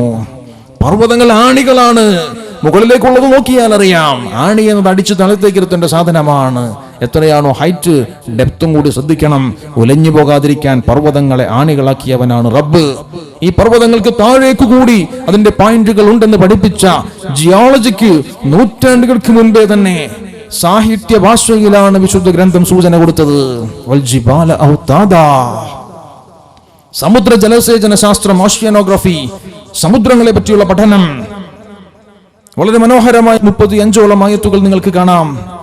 ഗതാഗത സംവിധാനങ്ങൾ, ട്രാൻസ്പോർട്ടേഷൻ 28 ആയത്തുകൾ, കാർഷിക ശാസ്ത്രം 89 ആയത്തുകൾ, മനുഷ്യരുടെയും മറ്റിതര ജീവജാലങ്ങളുടെയും ഉൽപ്പത്തിയെ പറ്റി പഠിപ്പിക്കുന്ന 27 ആയത്തുകൾ, 12ഓളം ആയത്തുകളിലൂടെ എഞ്ചിനീയറിംഗ് പഠിപ്പിക്കുന്നു. എഞ്ചിനീയറിംഗ് 12ഓളം ആയത്തുകളാണ്. 12ഓളം ആയത്തുകളിലൂടെ എഞ്ചിനീയറിംഗ് പഠിപ്പിക്കുകയാണ് വിശുദ്ധ ഗ്രന്ഥം. പക്ഷിമൃഗാദികളുടെ ഭാഷയെ പറ്റിയുള്ള സൂചന 8 ആയത്തുകൾ. 8 ആയത്തുകളിലൂടെ പക്ഷിമൃഗാദികളുടെ ഭാഷ. ഓർണിത്തോളജി എന്നൊരു ശാസ്ത്രമുണ്ട്, പക്ഷിശാസ്ത്രം. പക്ഷിശാസ്ത്രം എന്നാൽ പക്ഷിയുടെ ജീവിത രീതി, അതിന്റെ ആവാസ വ്യവസ്ഥ, അതിന്റെ ദേശാടന സംവിധാനങ്ങൾ എന്നിത്യാദിയുള്ള വിഷയങ്ങളെ ഉദ്ധരിച്ചുകൊണ്ട് ഓർണിത്തോളജി വരാനിരിക്കുന്ന ശാസ്ത്ര ശാഖയായിക്കൊണ്ട് നാം കാണണം. ഒരു പക്ഷി ഏതെങ്കിലും ഒരു മരത്തിന്റെ ചില്ലയിൽ വന്നിരുന്നിട്ടൊന്ന് ചിലച്ചു. ഭാവിയിൽ നമ്മുടെ മക്കൾ പറഞ്ഞു തരും, ആ പക്ഷി ഇപ്പം എന്താ പറഞ്ഞത്, പക്ഷി എന്താ പറഞ്ഞത്. പക്ഷിമൃഗാദികളുടെ ഭാഷയെ പറ്റിയുള്ള സൂചനകൾ അല്ലാഹുവിന്റെ വിശുദ്ധ ഗ്രന്ഥത്തിലുണ്ട്. വരാനിരിക്കുന്ന ആ ശാസ്ത്ര ശാഖക്കും ഇവിടെ സൂചനയുണ്ട് കേട്ടോ. നാം തിരിച്ചറിയണം. 1200ഓളം ആയത്തുകൾ നിങ്ങൾക്ക് വായിച്ചെടുക്കാം. വിവിധ ശാസ്ത്ര ശാഖകളെ പറ്റി സൂചന നൽകുന്നതായി നാം ഇവിടെ കാണണം.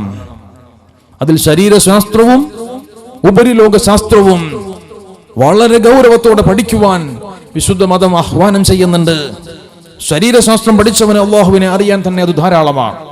ഉപരിലോക ശാസ്ത്രം, കോസ്മോളജി, ബഹിരാകാശ ഗവേഷണ ശാസ്ത്രം, ഇത് രണ്ടും പഠിക്കുന്നവൻ അല്ലാഹുവിനെ തിരിച്ചറിയുകയാണ്. ഇസ്ലാമിലേക്ക് കടന്നു വന്ന ഭൗതിക ശാസ്ത്രകാരന്മാരുടെ എണ്ണമെടുത്ത് മനസ്സിലാക്കണം. ഏറ്റവും കൂടുതൽ മെഡിക്കൽ ഡോക്ടർമാരും ആസ്ട്രോണമിസ്റ്റുകളുമാണ്, ബഹിരാകാശ ഗവേഷകരുമാണ്. ഇത് രണ്ടും അങ്ങ് പഠിക്കുമ്പോൾ അല്ലാഹുവിന്റെ അസ്തിത്വം അവർ മനസ്സിലാക്കുകയാണ്. റബ്ബ് സുബ്ഹാനഹു വ തആല അവന്റെ ദൃഷ്ടാന്തങ്ങൾ തുടർച്ചയായി കൊണ്ടുവന്നുകൊണ്ടിരിക്കുന്ന 2 സ്ഥലങ്ങളെ വിശുദ്ധ ഗ്രന്ഥത്തിൽ എടുത്തു പറയുന്നുണ്ട്. സനുരീഹിം ആയാതിനാ ഫിൽ ആഫാഖി വഫീ അൻഫുസിഹിം. നാം ദൃഷ്ടാന്തങ്ങൾ കൊണ്ടുവന്നുകൊണ്ടിരിക്കും. ഫിൽ ആഫാഖ്, ചക്രവാളങ്ങളിൽ, വഫീ അൻഫുസിഹിം, ശരീരങ്ങളിലും. ചക്രവാളങ്ങളിലും ശരീരങ്ങളിലും അല്ലാഹു സുബ്ഹാനഹു വ തആല ദൃഷ്ടാന്തങ്ങൾ കൊണ്ടുവന്നുകൊണ്ടിരിക്കും. ഏതുവരെ?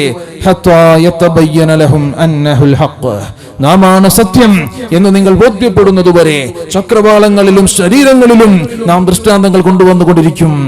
ഇത് രണ്ടും പഠിക്കുമ്പോൾ തന്നെ അല്ലാഹുവിനെ അങ്ങ് തിരിച്ചറിയുകയാണ്. റബ്ബിന്റെ ദൃഷ്ടാന്തങ്ങൾ ഒന്നിനു പുറകെ ഒന്നായി വന്നുകൊണ്ടിരിക്കുന്ന സുന്ദര രംഗങ്ങൾ നാം കാണുകയാണ്. അതിൽ ശരീരശാസ്ത്രത്തിൽ ഉൾപ്പെടുത്തി മെഡിസിൻ, വൈദ്യശാസ്ത്ര സംബന്ധിയായിക്കൊണ്ടുള്ള ഇസ്ലാമിലെ സൂചന നാം ഒന്ന് കാണണം. വളരെ അത്ഭുതകരമായ റിസൾട്ടാണ്. ഒന്നുകൂടി ഞാൻ ആവർത്തിക്കട്ടെ.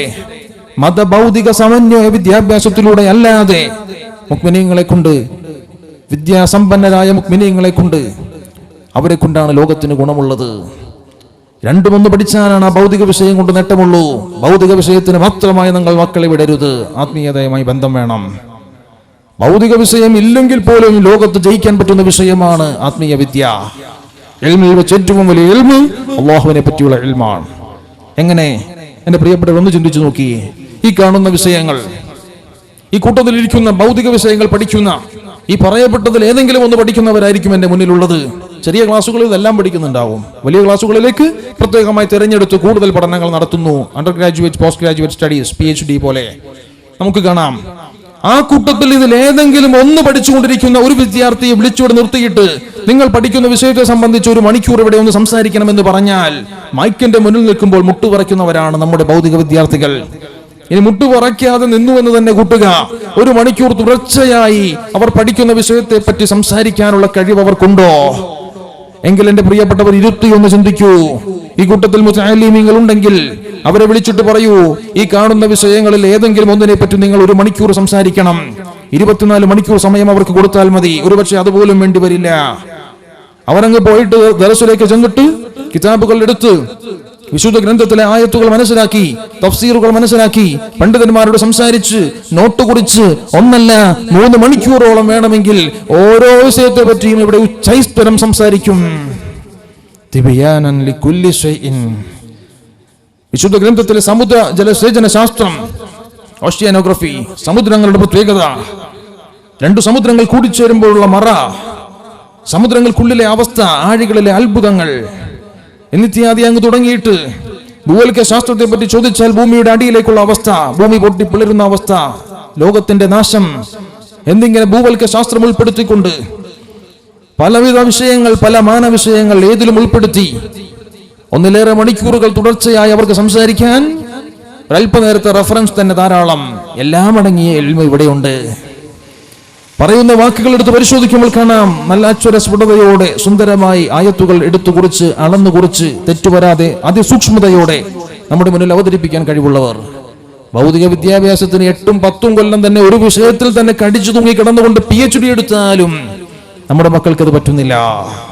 ഇൽമിൽ വെച്ച് ഏറ്റവും മികച്ച ഇൽമ് അല്ലാഹുവിനെ പറ്റിയുള്ള ഇൽമാണ്.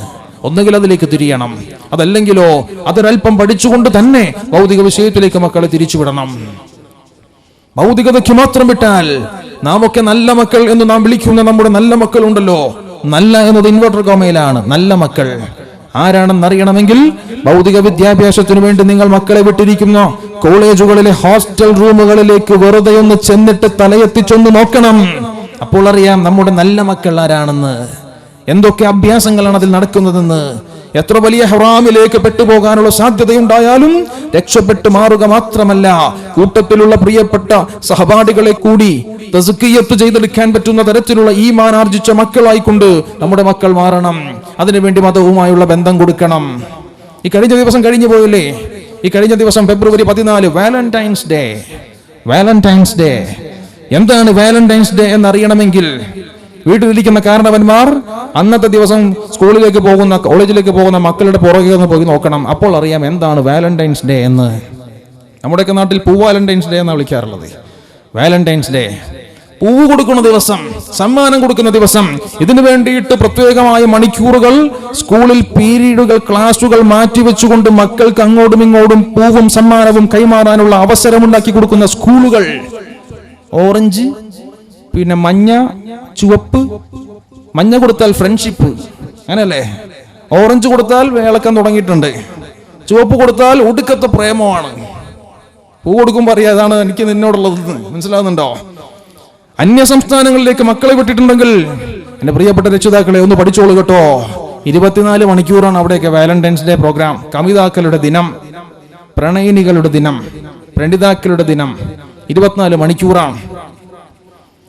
ഫെബ്രുവരി 14 Valentine's day, November 14 children's day, കുട്ടികളുടെ ദിവസം, ശിശുദിനം. രണ്ടും തമ്മിലുള്ള ഗ്യാപ്പ് കൃത്യം 9 മാസമാണ്. നമ്മുടെ മക്കൾ നമ്മുടേതല്ലാതായി തീരുന്നതിൽ നമുക്ക് വലിയ പങ്കുണ്ടെന്ന് നാം മറക്കരുത്. ഇത്തരത്തിലുള്ള അഭ്യാസങ്ങൾക്ക് അനുമതി കൊടുക്കരുത്. വ്യഭിചാരത്തിലേക്ക് നിങ്ങൾ അടുക്കുക പോലും ചെയ്യരുതെന്ന് മതം പഠിപ്പിച്ചപ്പോ മുഖത്തോട് പോകുന്ന നോക്കിയിട്ട് പൂ മാറാൻ വേണ്ടിയിട്ട് പഠിപ്പിക്കുന്ന അധ്യാപകർ വരെ അവർ മാറ്റി കാത്തിരുന്ന് കൊടുക്കുകയാണ്. എന്നാ കൊടുത്തോ മക്കളെ പൂവ്, കൊടുത്തോ സമ്മാനം. ഇതിനു വേണ്ടിയിട്ട് വാലന്റൈൻസിനെ കണ്ടെത്താൻ വേണ്ടി നറുക്കിട്ടുള്ള പരിപാടികൾ, പല തരത്തിലുള്ള അഭ്യാസങ്ങളാണ് കേട്ടോ. മതവുമായി ബന്ധമില്ലാതെ മക്കൾ പുറത്തിറങ്ങിയാൽ ഒരു സംശയവുമില്ല ആ മക്കൾ നമ്മുടെ അഭിമാനത്തിന് ചോദ്യം ചെയ്യുന്ന അവസ്ഥയിലേക്ക് എത്തും. വളരെ ഗൗരവത്തോടെ മതപരമായ വിഷയത്തിൽ ഊന്നിക്കൊണ്ട് ഭൗതിക വിദ്യാഭ്യാസത്തിൽ ഉന്നതി നേടാൻ പറ്റുന്ന തരത്തിൽ ഉള്ള സാഹചര്യങ്ങൾ നാം ഒരുക്കി കൊടുക്കണം. അതിന് പറ്റുന്ന സംഘടനകളുണ്ട്. SSFന്റെ മക്കളെ സംബന്ധിച്ചിടത്തോളം വളരെ ഗൗരവപരമായി നമുക്കറിയാം അതിന് പറ്റുന്ന കോച്ചിങ്ങുകൾ യൂണിറ്റുകളിൽ കൊടുക്കുന്നുണ്ട്. അവരെ നിയന്ത്രിക്കാനും അവരെ സഹായിക്കാനും മേൽഘടകമുണ്ട്. SYS ഉണ്ട്. SYSന്റെ കർമ്മധീരരായ പ്രവർത്തകരുണ്ട്. ഒരു പണ്ഡിതനെയും ചീത്ത പറയുന്നവരല്ല SYSകാരും SSFകാരും. മാതാപിതാക്കളെ കഷ്ടപ്പെടുത്തുന്നവരല്ല, മാതാപിതാക്കളെ ബുദ്ധിമുട്ടിക്കുന്നവരല്ല, സുബഹി നിസ്കാരം ഖളാ ആക്കുന്നവരല്ല. അങ്ങനെയുള്ള വിഷയങ്ങൾ ഉണ്ടെങ്കിൽ ഒരു മനുഷ്യന്റെ ഏറ്റവും വലിയ ശത്രു ഇബ്ലീസാണെന്ന് മനസ്സിലാക്കി ആ ഇബ്ലീസിനെ എങ്ങനെയാണ് കൈകാര്യം ചെയ്യേണ്ടതെന്ന് വ്യക്തമായി പഠിപ്പിച്ചു കൊടുക്കുന്ന ആത്മീയ ക്ലാസുകൾ നടക്കുന്നുണ്ട്. അതിൽ പങ്കെടുക്കാൻ നമ്മുടെ മക്കൾക്ക് പറ്റണം. പങ്കെടുത്താൽ മാത്രം പോരാ, തുറന്ന മനസ്സോടെ ഉൾക്കൊണ്ടുകൊണ്ട് ജീവിതത്തിൽ പകർത്താനും പറ്റണം. അതിനുവേണ്ടി കൂട്ടായ ശ്രമം നടക്കണം. അൽഹംദുലില്ലാഹ്, ഞാൻ അറിഞ്ഞു ഭീമാപ്പള്ളി മഹല്ലുമായി സംബന്ധിച്ച് ഭീമാപ്പള്ളി എന്ന സ്ഥലത്ത് ഇതിന്റെ പരിധിയിൽ 14ഓളം യൂണിറ്റുകൾ, 600ഓളം SSFന്റെ പ്രവർത്തകർ. എത്ര വലിയ ശക്തിയാണ്! ആത്മീയ നേതൃത്വം നിങ്ങളുടെ മുന്നിലുണ്ട്. അതിന് തൊട്ടു പുറകെ പോയിക്കൊണ്ട് ജനങ്ങളെ സമുദ്ധരിക്കാൻ, കൂട്ടുകാരെ സമുദ്ധരിക്കാൻ, പാൻപനാഗിന്റെയും പാൻ മസാലയുടെയും പുകവലിയുടെയും പുറകെ പോകുന്നവരെ നേർവഴിക്കാക്കാൻ ഇതിന് പറ്റുന്ന തരത്തിലുള്ള കോച്ചിങ് നിങ്ങൾക്ക് കിട്ടിയിട്ടില്ലേ? ഇത് ഉപയോഗിക്കണ്ടേ? സ്വയം ഒന്ന് രക്ഷപ്പെടണ്ടേ? പ്രിയപ്പെട്ടവരെ രക്ഷിക്കണ്ടേ? ദഅവത്ത് എന്നത് പണ്ഡിതന്മാരുടെ മാത്രം ബാധ്യതയാണെന്നങ്ങ് പറഞ്ഞിട്ട് ഒഴിഞ്ഞു മാറാൻ ഒരു മുഅ്മിനിനും ഒരു മുസ്ലിമിനും സാധ്യമല്ല. ഓരോ മുസൽമാന്റെയും ബാധ്യതയാണത്. അത് ഗൗരവത്തോടെ നിലനിർത്താനും ചെയ്യാനും പ്രവർത്തിക്കാനും ഒക്കെ നമുക്ക് പറ്റണം. അതിനുള്ള വേദികൾ പരമാവധി ഉപയോഗിക്കണം. സേവന പ്രവർത്തനങ്ങളെ സംബന്ധിച്ച് ഞാൻ അറിഞ്ഞു, അൽഹംദുലില്ലാഹ് 6000ഓളം വരുന്ന ആളുകൾക്ക് ഭക്ഷണ പൊതി എത്തിച്ചു കൊടുത്ത SYS ഭീമാപ്പള്ളി. അൽഹംദുലില്ലാഹ്, വലിയ സന്തോഷം. അല്ലാഹു സുബ്ഹാനഹു വ തആല സ്വർഗീയ ഭക്ഷണം കൊടുത്തുകൊണ്ട് അതിൽ പങ്കാളികളായവരുടെ കുടുംബത്തെ അല്ലാഹു സഹായിക്കട്ടെ. പ്രിയപ്പെട്ടവർ, ചിന്തിക്കൂ, 250ഓളം രോഗികൾക്ക് വേണ്ടിയിട്ട് റമദാൻ മാസത്തിൽ നടത്തിയ റിലീഫ് വളരെ സുന്ദരം. അൽഹംദുലില്ലാഹ്, ഇതിലൊക്കെ ഭാഗഭാഗാനും ഒന്നുകിൽ പണം കൊണ്ട്, അതല്ലെങ്കിൽ ശരീരം കൊണ്ട്, അതല്ലെങ്കിൽ മനസ്സുകൊണ്ടെങ്കിലും സഹായിക്കാൻ നമുക്ക് പറ്റണം. അല്ലാഹു സുബ്ഹാനഹു വ തആല ഖൈറിന്റെ എല്ലാ വഴികളും നമുക്കെല്ലാം തുറന്നു തരുമാറാകട്ടെ. ഞാൻ പറയുന്നു, എല്ലാ ഇൽമും അടങ്ങിയ ഒരു കേദാരമാണ് അല്ലാഹുവിന്റെ വിശുദ്ധ മതം. ഇനി ഞാൻ ചോദിക്കട്ടെ, അച്ചടക്കം എന്നത് എന്താണെന്ന് അറിയണമെങ്കിൽ എൻ്റെ പ്രിയപ്പെട്ടവരെ, മുത്തഅല്ലിമീങ്ങളെ കണ്ടുപിടിക്കണം. ഒരു മുത്തഅല്ലിമിനെ നോക്കിയാൽ അറിയാം അച്ചടക്കം എന്താണെന്ന്. 50ഉം 60ഉം മുത്തഅല്ലിമീങ്ങൾ പഠിക്കുന്ന ദർസുകൾ എനിക്ക് പരിചയമുണ്ട്. എൻ്റെ വളരെ അടുത്ത സുഹൃത്ത് അബ്ദുൾ റഷീദ് ബാക്കവി ഉസ്താദ് അവർ, അല്ലാഹു ആഫിയത്തോടെ ദീർഘായുസ്സ് കൊടുക്കട്ടെ, വാറ്റുപുഴയിൽ പെരുമറ്റം എന്ന സ്ഥലത്ത് വലിയ ദർസ് നടത്തുകയാണ്. ഞാനൊരിക്കൽ ചെന്നപ്പോൾ കണ്ടു, അത്ഭുതമാണ്. 55ഓളം മുത്തഅല്ലിമീങ്ങൾ ആ സമയത്ത് അന്ന് അവിടെ ഉണ്ട്. എല്ലാവരും ഇങ്ങനെ ഇരുന്നിട്ട് കിതാബ് ഓതുകയാണ്. സുബഹിക്ക് ശേഷം അവർക്ക് പ്രത്യേകമായി നൽകപ്പെട്ടിരിക്കുന്ന സമയത്ത് അവർക്ക് പഠിക്കേണ്ട പ്രത്യേക വിഷയങ്ങൾ അവർ ഓതുന്നു. നിസ്കരിക്കാൻ വേണ്ടി ജമാഅത്ത് എല്ലാ ദിവസവും എല്ലാ വഖത്തിലും കിട്ടുന്ന സാഹചര്യം, കുളിക്കാൻ പ്രത്യേക സമയം, ഭക്ഷണം കഴിക്കാൻ പ്രത്യേക സമയം, ഓരോന്നിനും പ്രത്യേക സമയം. ഉസ്താദ് ഒരിടത്ത് ഇരുത്തിയിട്ടങ്ങ് പോയി കഴിഞ്ഞാൽ പിന്നെ ഉസ്താദ് പറയാതെ എഴുന്നേൽക്കാത്ത പ്രകൃതം, അച്ചടക്കം, സഹനം, ക്ഷമ, ഇതൊക്കെ ചെറിയ പ്രായത്തിലെ പഠിക്കാൻ പറ്റുന്ന സുന്ദര കലാശാലകളാണ് കേട്ടോ ദർസുകൾ. എന്തൊരച്ചടക്കമാണ്! മുത്തഅല്ലിമീങ്ങൾ നടന്നു പോകുന്നത് കണ്ടാൽ തന്നെ അറിയില്ലേ. ഞാൻ പലപ്പോഴും ചിന്തിക്കാറുണ്ട്, നമ്മുടെയൊക്കെ സ്കൂളിൽ പഠിക്കുന്ന മക്കളെ ഉണ്ടല്ലോ, ഇവരെ ഒരു 50 പേരെ ഒരു ദർസിന്റെ വലിപ്പമുള്ള മുറിയിലേക്ക് കൊണ്ടുപോയിട്ട് അങ്ങ് 1 മണിക്കൂർ പൂട്ടിയിടണം. 1 മണിക്കൂർ കഴിഞ്ഞിട്ട് തുറന്നു നോക്കുമ്പോ എത്ര എണ്ണം ജീവിച്ചിരിപ്പുണ്ടെന്ന് അറിയാൻ പറ്റൂല. ശരിയല്ലേ? 55 പേരെ സ്കൂളിൽ എങ്ങനെ മാനേജ് ചെയ്യണം എന്നുള്ളത് അധ്യാപകർ എല്ലാ പെരുമാറ്റവും കഴിഞ്ഞ് തോറ്റിരിക്കുകയാണ്. ഇങ്ങോട്ട് പാടാൻ പോണെന്ന് പറഞ്ഞാൽ ഒന്ന് പോ സാറേ എന്ന് പറയും, അല്ലെ? പണ്ടൊക്കെ പറയും ഇങ്ങോട്ട് വിളിച്ചാൽ അങ്ങോട്ട് പോകുന്നു. ഇപ്പൊ അങ്ങനെയല്ല, ഇങ്ങോട്ട് പാടാന്ന് പറഞ്ഞാൽ ഒന്ന് പോ സാറേ എന്ന് പറയുന്ന കാലമാണ്. അച്ചടക്കം എന്തെന്നറിയണമെങ്കിൽ, ബഹുമാനം എന്തെന്നറിയണമെങ്കിൽ, അദബ് എന്തെന്നറിയണമെങ്കിൽ മുത്തഅല്ലിമീങ്ങൾ കണ്ടുപിടിക്കണം. 55 പേര് മുറിയിൽ പൂട്ടിയിട്ട് 1 മണിക്കൂർ കഴിഞ്ഞ് തുറന്നു നോക്കുമ്പോൾ കുറേ എണ്ണത്തിന്റെ പോക്കറ്റ് ഉണ്ടാവില്ല, കുറേ പേരെ ഷർട്ടൊക്കെ കീറിയിട്ടുണ്ടാവും, പിന്നെ അവിടെ ഇവിടെയൊക്കെ എഴുതി കുത്തി വരച്ചൊരു കോലാക്കിയിട്ടുണ്ടാവും. ആ മുറി തന്നെ തല കുത്തി നിർത്തിയിട്ടുണ്ടാവും. കലവില കൂട്ടി ഒച്ചമേളം, അല്ലേ മക്കളെ? നമ്മളൊക്കെ അങ്ങനെയല്ലേ സ്കൂളിലൊക്കെ പഠിച്ചു വളർന്നത്? ദർസ് വിദ്യാഭ്യാസത്തിലൂടെ അച്ചടക്കം പഠിക്കാം. അതോടൊപ്പം ഞാനത് ചോദിക്കട്ടെ, വൃത്തി, ശുദ്ധി, ദുർഗന്ധം വമിക്കാത്ത ശരീരം, കൃത്യമായ ഇടവേളകളിൽ കച്ചരോമങ്ങൾ നീക്കം ചെയ്യുന്നവർ, കൃത്യമായ ഇടവേളകളിൽ ഗുഹ്യരോമങ്ങൾ നീക്കം ചെയ്യുന്നവർ, എല്ലാ വെള്ളിയാഴ്ചയും പ്രത്യേകിച്ചും വ്യാഴാഴ്ച അസറിന് ശേഷം ദർസ് അവധിയാണ്. വെള്ളിയാഴ്ചയ്ക്ക് വേണ്ടി ഒരുങ്ങാനുള്ള സമയമാണ്. നഖം വെട്ടാനുള്ള സമയം, വെള്ളിയാഴ്ചയ്ക്ക് വേണ്ടി ഒരുങ്ങാനുള്ള സമയം. എല്ലാ ആഴ്ചയിലും നഖം വെട്ടിക്കൊണ്ട് വൃത്തിയുള്ള കൈകൾ, വിരലുകളുള്ളവർ.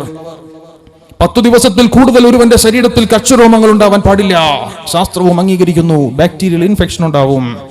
ശ്വസന ദുർഗന്ധത്തിന് വരെ അത് കാരണമാണെന്ന് ശാസ്ത്രം.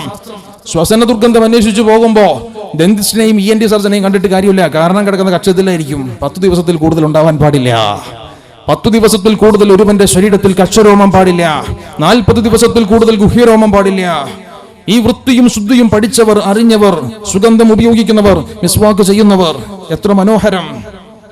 എറണാകുളം ജില്ലയിലെ ഒരു പ്രമുഖ മഹല്ലിൽ ഒരു യാത്രക്കിടയിൽ ജുമാ നിസ്കാരത്തിന് വേണ്ടിയിട്ട് കയറാനുണ്ടായ സാഹചര്യമുണ്ടായി കഴിഞ്ഞ ഏതാനും മാസങ്ങൾക്ക് മുൻപ്. ആ പള്ളിയിലേക്ക് ഞാൻ കയറി ചെല്ലുമ്പോൾ താഴത്തെ നില മുഴുവനും നിറഞ്ഞിരിക്കുന്നു. 2ാം നിലയിൽ ചെന്നപ്പോൾ അതും നിറഞ്ഞിരിക്കുകയാണ്. പിന്നെ നേരെ 3ാം നിലയിൽ ചെന്നു. 3ാം നിലയിലേക്ക് കയറി ചെന്നപ്പോ കുറെ കുട്ടികൾ തെക്കോട്ടും വടക്കോട്ടും ഇങ്ങനെ ചരിഞ്ഞ് അങ്ങോട്ടും ഇങ്ങോട്ടും നോക്കിയിരിപ്പുണ്ട്. എന്നിട്ട് എന്താ സംഭവം അറിയോ? ക്രിക്കറ്റ് കളിക്കുകയാണ്. പള്ളിയിലെ ജുമാ നടക്കാൻ പോവാണ്, ക്രിക്കറ്റ് കളി. അപ്പുറത്തെ സൈഡിൽ നിന്ന് കടലാസ് ചുരുട്ടി ഇങ്ങോട്ട് എറിയും. പാന്റിന്റെ ബാക്കിലെ പോക്കറ്റിൽ മടക്കി വെച്ചിരിക്കുന്ന പഠിക്കാൻ കൊണ്ടുപോകുന്ന ബുക്ക് എടുത്തിട്ട് അങ്ങോട്ട് അടിച്ച് കളിക്കുന്നു. ക്രിക്കറ്റ് കളിക്കുന്ന സ്ഥലം ജുമയുടെ നേരത്താണ്. ജുമാ നിസ്കാരം, ജുമയുടെ സമയം, ഇതിന്റെ പ്രത്യേകത എന്താ? പള്ളിയുടെ ഹുർമത്ത് എന്താ? നമ്മുടെ മക്കൾക്ക് മനസ്സിലാകുന്നുണ്ടോ? ഇത് പഠിപ്പിക്കാൻ നമ്മൾ തയ്യാറാവുന്നുണ്ടോ? ഒന്ന് ചിന്തിക്കൂ. ആത്മീയ വിദ്യാഭ്യാസത്തിലൂടെ അല്ലാതെ മക്കളെ നിങ്ങൾ ഭൗതിക വിദ്യാഭ്യാസത്തിലേക്ക് വീട് വിട്ട് അയക്കല്ല കേട്ടോ. നമ്മുടെ മക്കൾ നമ്മുടേതല്ലാതായി തീരും. മഹാനായ തഴവ് ഉസ്താദ് പറഞ്ഞില്ലേ, ഭൗതിക വിദ്യ വാഹനം കൊള്ളാമെടോ, ആത്മീയ വിദ്യയാണതിന്റെ ബ്രേക്കെടോ. വളരെ വേഗതയിൽ ഓടുന്ന ഈ ഭൗതിക വിദ്യക്ക് ഇടയ്ക്കൊന്ന് ബ്രേക്ക് ഇട്ട് കൊടുക്കേണ്ട ആത്മീയ വിദ്യ കരഗതമാക്കാൻ നമ്മുടെ മക്കൾക്ക് പറ്റണം. ദർസ് വിദ്യാഭ്യാസത്തിലൂടെ അവർ പഠിക്കട്ടെ. മെഡിസിൻ പഠിക്കട്ടെ, എഞ്ചിനീയറിംഗിന് പഠിക്കട്ടെ, അഡ്വക്കേറ്റ് ആവാൻ വേണ്ടി ലോ കോളേജിൽ പഠിക്കട്ടെ, ചാർട്ടേഡ് അക്കൗണ്ടന്റ് ആവട്ടെ, സിവിൽ സർവീസുകൾ എഴുതിയെടുക്കട്ടെ. എല്ലാത്തിലും അവർ വേണം. ആത്മീയ വിദ്യ കിട്ടണം. അത്തരത്തിലുള്ള ഒരു പഠന മാർഗം ഉരുത്തിരിച്ചെടുക്കാൻ പറ്റുന്ന തരത്തിലേക്കുള്ള സംവിധാനങ്ങൾ പരമാവധി ഉപയോഗിക്കണമെന്ന് പ്രിയപ്പെട്ട രക്ഷിതാക്കളോടും അതനുസരിച്ച് മുൻപോട്ട് പോകണമെന്ന് എൻ്റെ പ്രിയപ്പെട്ട വിദ്യാർത്ഥികളോടും ഉണർത്തുവാൻ ഈ അവസരം ഉപയോഗിക്കുകയാണ്. ചുരുക്കത്തിൽ തിബിയാനൻ ലികുല്ലി ശൈഇൻ, എല്ലാ കാര്യങ്ങളും അതിൽ വിശദീകരിച്ചിട്ടുണ്ട് കേട്ടോ. ഇതെല്ലാം അറിയാവുന്ന ഒരു നോളജ്, എല്ലാം ഇണങ്ങിയ നോളജ്, അറിവ്, അത് അല്ലാഹുവിന്റെ വിശുദ്ധ മതത്തിൽ അത് പഠിച്ചവരുടെ അറിവാണ്. ആ അറിവ് അല്ലാഹു എല്ലാവർക്കും കൊടുക്കൂല. വഖാലൽ ഇൽമി നൂറുല്ലാഹി ഹഖാ വനൂറുല്ലാഹി ലാ യുഅ്താ ലിആസി. ആ ഇൽമ് അല്ലാഹുവിന്റെ പ്രകാശമാണ്. അല്ലാഹുവിന്റെ പ്രകാശമാകുന്ന ഇൽമ് ദോഷികൾക്ക് അല്ലാഹു നൽകുകയില്ല എന്ന് പഠിപ്പിക്കപ്പെട്ട ഇൽമ്. ആ ഇൽമുള്ളവരെ ബഹുമാനിക്കാൻ നമുക്ക് പറ്റണം. ഇൽമ് പഠിക്കുന്നവരെ സഹായിക്കാൻ നമുക്ക് പറ്റണം. അതിൻ്റെ ഒരു മുഹിബ്ബാകണം, ഏറ്റവും ചുരുങ്ങി അതിനെ സ്നേഹിക്കുന്നവനെങ്കിലും ആകണം എന്ന് വിശുദ്ധ മതം പഠിപ്പിക്കുമ്പോൾ ആ ഇൽമിന്റെ ഒരു അല്പമെങ്കിലും നുകർന്നുകൊണ്ട് ഭൗതിക വിദ്യയിൽ ഈ പറയപ്പെട്ട മേഖലകളിൽ വിരാജിക്കാൻ നമ്മുടെ പ്രിയപ്പെട്ട വിദ്യാർത്ഥികൾക്ക് സാധിക്കട്ടെ എന്ന് പ്രത്യേകം പ്രാർത്ഥിക്കുന്നു. അതിനായുള്ള അവസരങ്ങളൊക്കെ നാം ഉപയോഗിക്കുകയും വേണം. ഈ കാണുന്നത് വൈദ്യശാസ്ത്ര സംബന്ധമായ വിശുദ്ധ ഇസ്ലാമിന്റെ അത്ഭുതമാണ്. ഈ കാണുന്നത് ഒരു കണ്ണാണ്. ഈ കണ്ണ് നിങ്ങൾക്കറിയാം, ഇത് കാറ്ററാക്ട് അഥവാ തിമിരം ബാധിച്ച കണ്ണാണ്. തിമിരം ബാധിച്ച കണ്ണാണ് നിങ്ങളെ കാണുന്നത്. തിമിരം എന്നാൽ എന്താണ്? യഥാർത്ഥത്തിൽ കണ്ണിന്റെ ലെൻസ് മങ്ങിപ്പോകുന്ന അവസ്ഥയ്ക്കാണ് തിമിരം എന്ന് പറയുന്നത്. ഈ തിമിരം ബാധിച്ച ലെൻസ്, ഇതിന് പരിഹാരമായിക്കൊണ്ട് 990-കൾക്ക് മുൻപ് ഓപ്പറേഷൻ ആയിരുന്നു ഇതിന്റെ പ്രതിവിധി. ഒരു ഓപ്പറേഷനിലൂടെ ലെൻസ് മാറ്റിവെക്കും. എന്നാൽ ഇന്ന് തിമിരത്തിന്റെ പ്രാരംഭ ലക്ഷണവുമായിക്കൊണ്ട് ഒഫ്താൽമോളജിസ്റ്റിനെ, കണ്ണിന്റെ ഡോക്ടറെ നിങ്ങൾ സമീപിച്ചാൽ കണ്ണിലൊഴിക്കാൻ പ്രത്യേക മരുന്നുകൾ തരും. ഈ മരുന്നുകൾ ഉപയോഗിക്കുന്നത് കൊണ്ട് തന്നെ പൂർണ്ണാന്തത ബാധിക്കുന്ന സമയത്തെ തള്ളി നീക്കാൻ പറ്റും. ഒരു പരിധിവരെയും തിമിരത്തിന്റെ കൂടുതൽ ബുദ്ധിമുട്ടുകൾ വരാത്ത ലെവലിലേക്ക് സമയത്തെ തള്ളി നീക്കാൻ പറ്റുന്ന തരത്തിലേക്ക് മരുന്നുകൾ ഇന്ന് അവൈലബിൾ ആണ്. തിമിരത്തിന് പ്രതിരോധമായിക്കൊണ്ട് അഥവാ തിമിരത്തിന്റെ തീവ്രത കുറയ്ക്കാൻ പറ്റുന്ന മരുന്ന് ഇന്ന് ലഭ്യമാണ്. ഈ മരുന്ന് കണ്ടെത്തിയത് വിശുദ്ധ ഖുർആനിൽ നിന്നാണ്. ഒഫ്താൽമോളജിസ്റ്റുകൾ എന്നും കണ്ണിന് തിമിരം ബാധിച്ചവർക്ക് എഴുതി കൊടുക്കുന്ന മരുന്ന് കണ്ടെത്തിയത് അല്ലാഹുവിന്റെ വിശുദ്ധ ഗ്രന്ഥത്തിൽ നിന്നാണ്. ഒരു പത്രത്തിലും വരുന്ന വാർത്തയല്ല കേട്ടോ. നാം ഒന്ന് തിരിച്ചറിയണം, ഈ മരുന്ന് കണ്ടെത്തിയതാരാ? ഇന്നും ജീവിച്ചിരിക്കുന്ന ഒരു മെഡിക്കൽ ഡോക്ടർ. ഞാൻ അതിലേക്ക് കടക്കുന്നു. അതിനു മുൻപ് എന്താണ് തിമിരം, തിമിരത്തിന് എങ്ങനെയാണ് ഓപ്പറേഷൻ നടത്തുന്നത് എന്നുള്ളത് വളരെ ചുരുക്കത്തിൽ മനസ്സിലാക്കാൻ പറ്റുന്ന ഒരു വീഡിയോ ക്ലിപ്പിംഗ്. എന്താണ് തിമിരം? ഒരു മനുഷ്യന്റെ കണ്ണ്, ആ കണ്ണിന്റെ ഉൾവശം വളരെ വ്യക്തമായി നമുക്ക് മനസ്സിലാക്കാം. Side view. ഈ കാണുന്നതാണ് ലെൻസ്. ഈ ലെൻസ് മങ്ങി വരുന്ന അവസ്ഥയ്ക്കാണ് തിമിരം എന്ന് പറയുന്നത്. തിമിരം എന്നാൽ ലെൻസ് മങ്ങി വരുന്ന അവസ്ഥയാണ്. നോക്കുക, ലെൻസ് പതുക്കെ മങ്ങി വരുന്നു. മേഘം മൂടിയതുപോലെ ലെൻസ് നിങ്ങൾക്ക് കാണാം. കണ്ണിന്റെ കാഴ്ച ശക്തി കുറയുന്നു. ഓപ്പറേഷൻ തിയേറ്ററിൽ രോഗിയെ പ്രവേശിപ്പിച്ച ശേഷം ആദ്യമായി കണ്ണിലേക്ക് ഒരു പ്രത്യേക തരത്തിലുള്ള മരുന്ന്, പ്യൂപ്പിൾ ഡയലേറ്റർ, കണ്ണിന്റെ കൃഷ്ണമണി ഒരുപാട് നേരത്തേക്ക് വികസിച്ചിരിക്കുന്ന മരുന്ന് ഒഴിക്കുകയാണ്. കണ്ണിലെ കൃഷ്ണമണി വികസിച്ചിരിക്കുന്ന കൃഷ്ണമണിയിലൂടെ നമുക്ക് ഓപ്പറേഷൻ നടത്താനുള്ളതാണ്. രണ്ടാമതായി മരവിപ്പിക്കാനുള്ള മരുന്ന് കൊടുക്കുന്നു. ആ മരുന്ന് ഒഴിക്കുന്നതോടെ കണ്ണിന്റെ സംവേദനശേഷി കുറയുന്നു. പിന്നീട് കണ്ണിന്റെ കോർണിയയിലൂടെ, ഏറ്റവും മുകളിൽ കാണുന്ന പാടയിലൂടെ നേരത്തെ വികസിച്ചിരിക്കുന്ന കൃഷ്ണമണിക്കുള്ളിലൂടെ ഒരു പ്രത്യേക തരത്തിലുള്ള ഉപകരണം, അൾട്രാസോണിക് പ്രോബ് എന്നറിയപ്പെടുന്ന ഒരു പ്രത്യേക ഉപകരണം കടത്തിവിടുന്നു. എന്നിട്ട് അൾട്രാസൗണ്ട് എന്നറിയപ്പെടുന്ന ഒരു പ്രത്യേക ശബ്ദം ഉൽപ്പാദിപ്പിക്കുന്നു. ആ ശബ്ദത്തിൽ ആ ലെൻസുകൾ പൊട്ടിച്ചിതറിയ ലെൻസിൻ കഷ്ണങ്ങൾ, ലെൻസ് മുഴുവനും പൊട്ടിച്ചിതറി ഒരു ഇവാക്യുവേഷൻ പമ്പ് ഉപയോഗിച്ചുകൊണ്ട് വലിച്ചു പുറത്തേക്ക് എടുക്കുന്നു. അടുത്ത സ്റ്റെപ്പാണ്, ലെൻസ് മുഴുവനും പുറത്തേക്ക് എടുത്തു. ഇപ്പൊ ലെൻസ് ഇല്ലാത്ത കണ്ണായി ഈ കണ്ണ് മാറി. ഇനി ചെയ്യുന്നത് ഒരു ആർട്ടിഫിഷ്യൽ ലെൻസ്, കൃത്രിമ ലെൻസ് ഇതിലേക്ക് ഇട്ടുകൊടുക്കുകയാണ്. ഈ ലെൻസ് അങ്ങ് ഇട്ടുകൊടുത്താൽ അത്ഭുതകരമായി കണ്ണിന്റെ ഉള്ളിലുള്ള പ്രഷർ, വിട്രിയസ് പ്രഷർ, ഈ പ്രഷർ കൊണ്ട് ഓട്ടോമാറ്റിക്കായി ലെൻസ് വിടർന്ന് കൃത്യമായ പോയിന്റിലേക്ക് വന്ന് ഫിറ്റായി നിൽക്കും. കണ്ണിന്റെ പ്രത്യേകതയാണ്. കൃത്രിമ ലെൻസ് ഇട്ട് കൊടുത്തു. കണ്ണിന്റെ റെറ്റിന നാഡീകോശങ്ങൾക്ക് കേടില്ല എങ്കിൽ കാഴ്ച തിരിച്ചു കിട്ടും. 2 ആഴ്ചയോളം കണ്ണ് മൂടിക്കെട്ടി റെസ്റ്റ് എടുക്കുക. തിമിരത്തിനുള്ള ഓപ്പറേഷനാണ് നിങ്ങൾ കണ്ടത്. പണ്ട് ഈ ഓപ്പറേഷനാണ് യഥാർത്ഥത്തിൽ പ്രതിവിധി. പക്ഷെ ഇന്ന് തിമിരത്തിന്റെ പ്രാരംഭ ലക്ഷണങ്ങൾ തുടങ്ങിയാൽ, പ്രാരംഭ ലക്ഷണങ്ങളിൽ കണ്ണിലൊഴിക്കാനുള്ള മരുന്ന് ഡോക്ടർമാർ നിർദ്ദേശിക്കുന്നുണ്ട്. ഈ മരുന്ന് ഒഴിക്കുന്നത് കൊണ്ട് പൂർണ്ണ അന്ധത ബാധിക്കുന്ന സമയത്തെ തള്ളി നിൽക്കാൻ പറ്റും. ഒരുപാട് അങ്ങോട്ട് തള്ളി നീക്കാൻ പറ്റും. ഈ മരുന്ന് കണ്ടെത്തിയത് വിശുദ്ധ ഖുർആനിൽ നിന്നാണ്. ഇത് കണ്ടെത്തിയത് ഇന്നും ഈജിപ്തിൽ ജീവിച്ചിരിക്കുന്ന ഡോക്ടർ അബ്ദുൽ ബാസിത്ത് മുഹമ്മദ് സഈദ് എന്ന ഡോക്ടറാണ്. ഡോക്ടർ അബ്ദുൽ ബാസിത്ത് മുഹമ്മദ് സഈദ് ഈജിപ്തിലെ ഒഫ്താൽമോളജിസ്റ്റ്, നാഷണൽ സെന്റർ ഓഫ് റിസർച്ചസിൽ ഈജിപ്തിൽ ഗവേഷണം നടത്തിക്കൊണ്ടിരിക്കുന്ന ഐ സ്പെഷ്യലിസ്റ്റ്, കണ്ണ് രോഗ വിദഗ്ധൻ ഡോക്ടർ അബ്ദുൽ ബാസിത്ത് മുഹമ്മദ് സഈദാണ് ഈ മരുന്ന് കണ്ടെത്തിയത്. എങ്ങനെയാണ് അദ്ദേഹം ഇത് കണ്ടെത്തിയതെന്ന് അറിയുമോ പ്രിയപ്പെട്ടവരെ? ഒരു ദിവസം രാവിലെ സുബ്ഹ് നിസ്കാരത്തിന് ശേഷം വിശുദ്ധ ഖുർആൻ പാരായണം ചെയ്തുകൊണ്ടിരിക്കുകയാണ്. മെഡിക്കൽ ഡോക്ടറാണ്. സുബ്ഹിക്ക് ശേഷം വിശുദ്ധ ഗ്രന്ഥം പാരായണം ചെയ്യുന്നു. ഭൗതികതയും ആത്മീയതയും ഒരുപോലെ പോവേണ്ടതാണെന്നതിന്റെ സൂചന ജീവിച്ചിരിക്കുന്ന ഉദാഹരണങ്ങളിലൂടെ ഈ വിനീതൻ തെളിയിക്കുകയാണ്. നമ്മുടെ മക്കൾക്ക് ഇത് മാർഗനിർദ്ദേശമാകണം. രക്ഷിതാക്കളെ സംബന്ധിച്ച് ആ വിഷയത്തിലേക്കുള്ള സഹായങ്ങൾ ചെയ്തു കൊടുക്കണം. എങ്ങനെയാണ്? അദ്ദേഹം സുബ്ഹിക്ക് ശേഷം വിശുദ്ധ ഗ്രന്ഥം പാരായണം ചെയ്യുന്നു. കടന്നു പോകുന്ന സൂറത്ത് യൂസഫാണ്. സൂറത്ത് യൂസഫിലൂടെ കടന്നു പോകുമ്പോൾ നമുക്കറിയാം, സൂറത്ത് യൂസഫിന്റെ പരാമർശത്തിൽ മഹാനായ നബിയുല്ലാഹി യാക്കൂബ് അലൈഹിസ്സലാം, മഹാനവർക്ക് പ്രിയപ്പെട്ട മകൻ യൂസഫ് അലൈഹിസ്സലാം നഷ്ടപ്പെട്ട വിഷമം കൊണ്ട് വിഷമിച്ച് കരഞ്ഞ് കണ്ണിന്റെ കാഴ്ച ശക്തി നഷ്ടപ്പെട്ടിരിക്കുന്ന സാഹചര്യത്തെ പറ്റി വിശുദ്ധ ഗ്രന്ഥം പരാമർശിക്കുന്നുണ്ട്. കരഞ്ഞ് കണ്ണിന്റെ കാഴ്ച നഷ്ടപ്പെടുകയാണ്, അന്ധതയിലാവുകയാണ്. അങ്ങനെയുള്ള പ്രിയപ്പെട്ട പിതാവിലേക്ക് മകൻ നബിയുല്ലാഹി യൂസഫ് അലൈഹിസ്സലാം സ്വന്തം ഖമീസ്, മേൽവസ്ത്രം അതങ്ങ് ഊരിയിട്ട് കൊടുത്തുവിടുന്നു. പുന്നാര മകന്റെ ഖമീസ്, ആ ഖമീസ് അങ്ങ് കയ്യിലോട്ട് കിട്ടിയതും സ്നേഹത്തോടെ അതങ്ങ് മുഖത്തോട് ചേർത്തു വെച്ചതും മഹാനായ നബിയുല്ലാഹി യാക്കൂബ് അലൈഹിസ്സലാമക്ക് കണ്ണിന്റെ കാഴ്ച ശക്തി തിരിച്ചു കിട്ടിയ മുഅ്ജിസത്ത്, ഒരമാനുഷികത അല്ലാഹുവിന്റെ വിശുദ്ധ ഗ്രന്ഥം കൈകാര്യം ചെയ്യുന്നുണ്ട്, പരാമർശിക്കുന്നുണ്ട്. ഈ ആയത്തുകളിലൂടെ കടന്നുപോയ ഡോക്ടർ അബ്ദുൽ ബാസിത്ത് മുഹമ്മദ് സഈദ് അദ്ദേഹം ഒന്ന് ചിന്തിക്കുകയാണ്.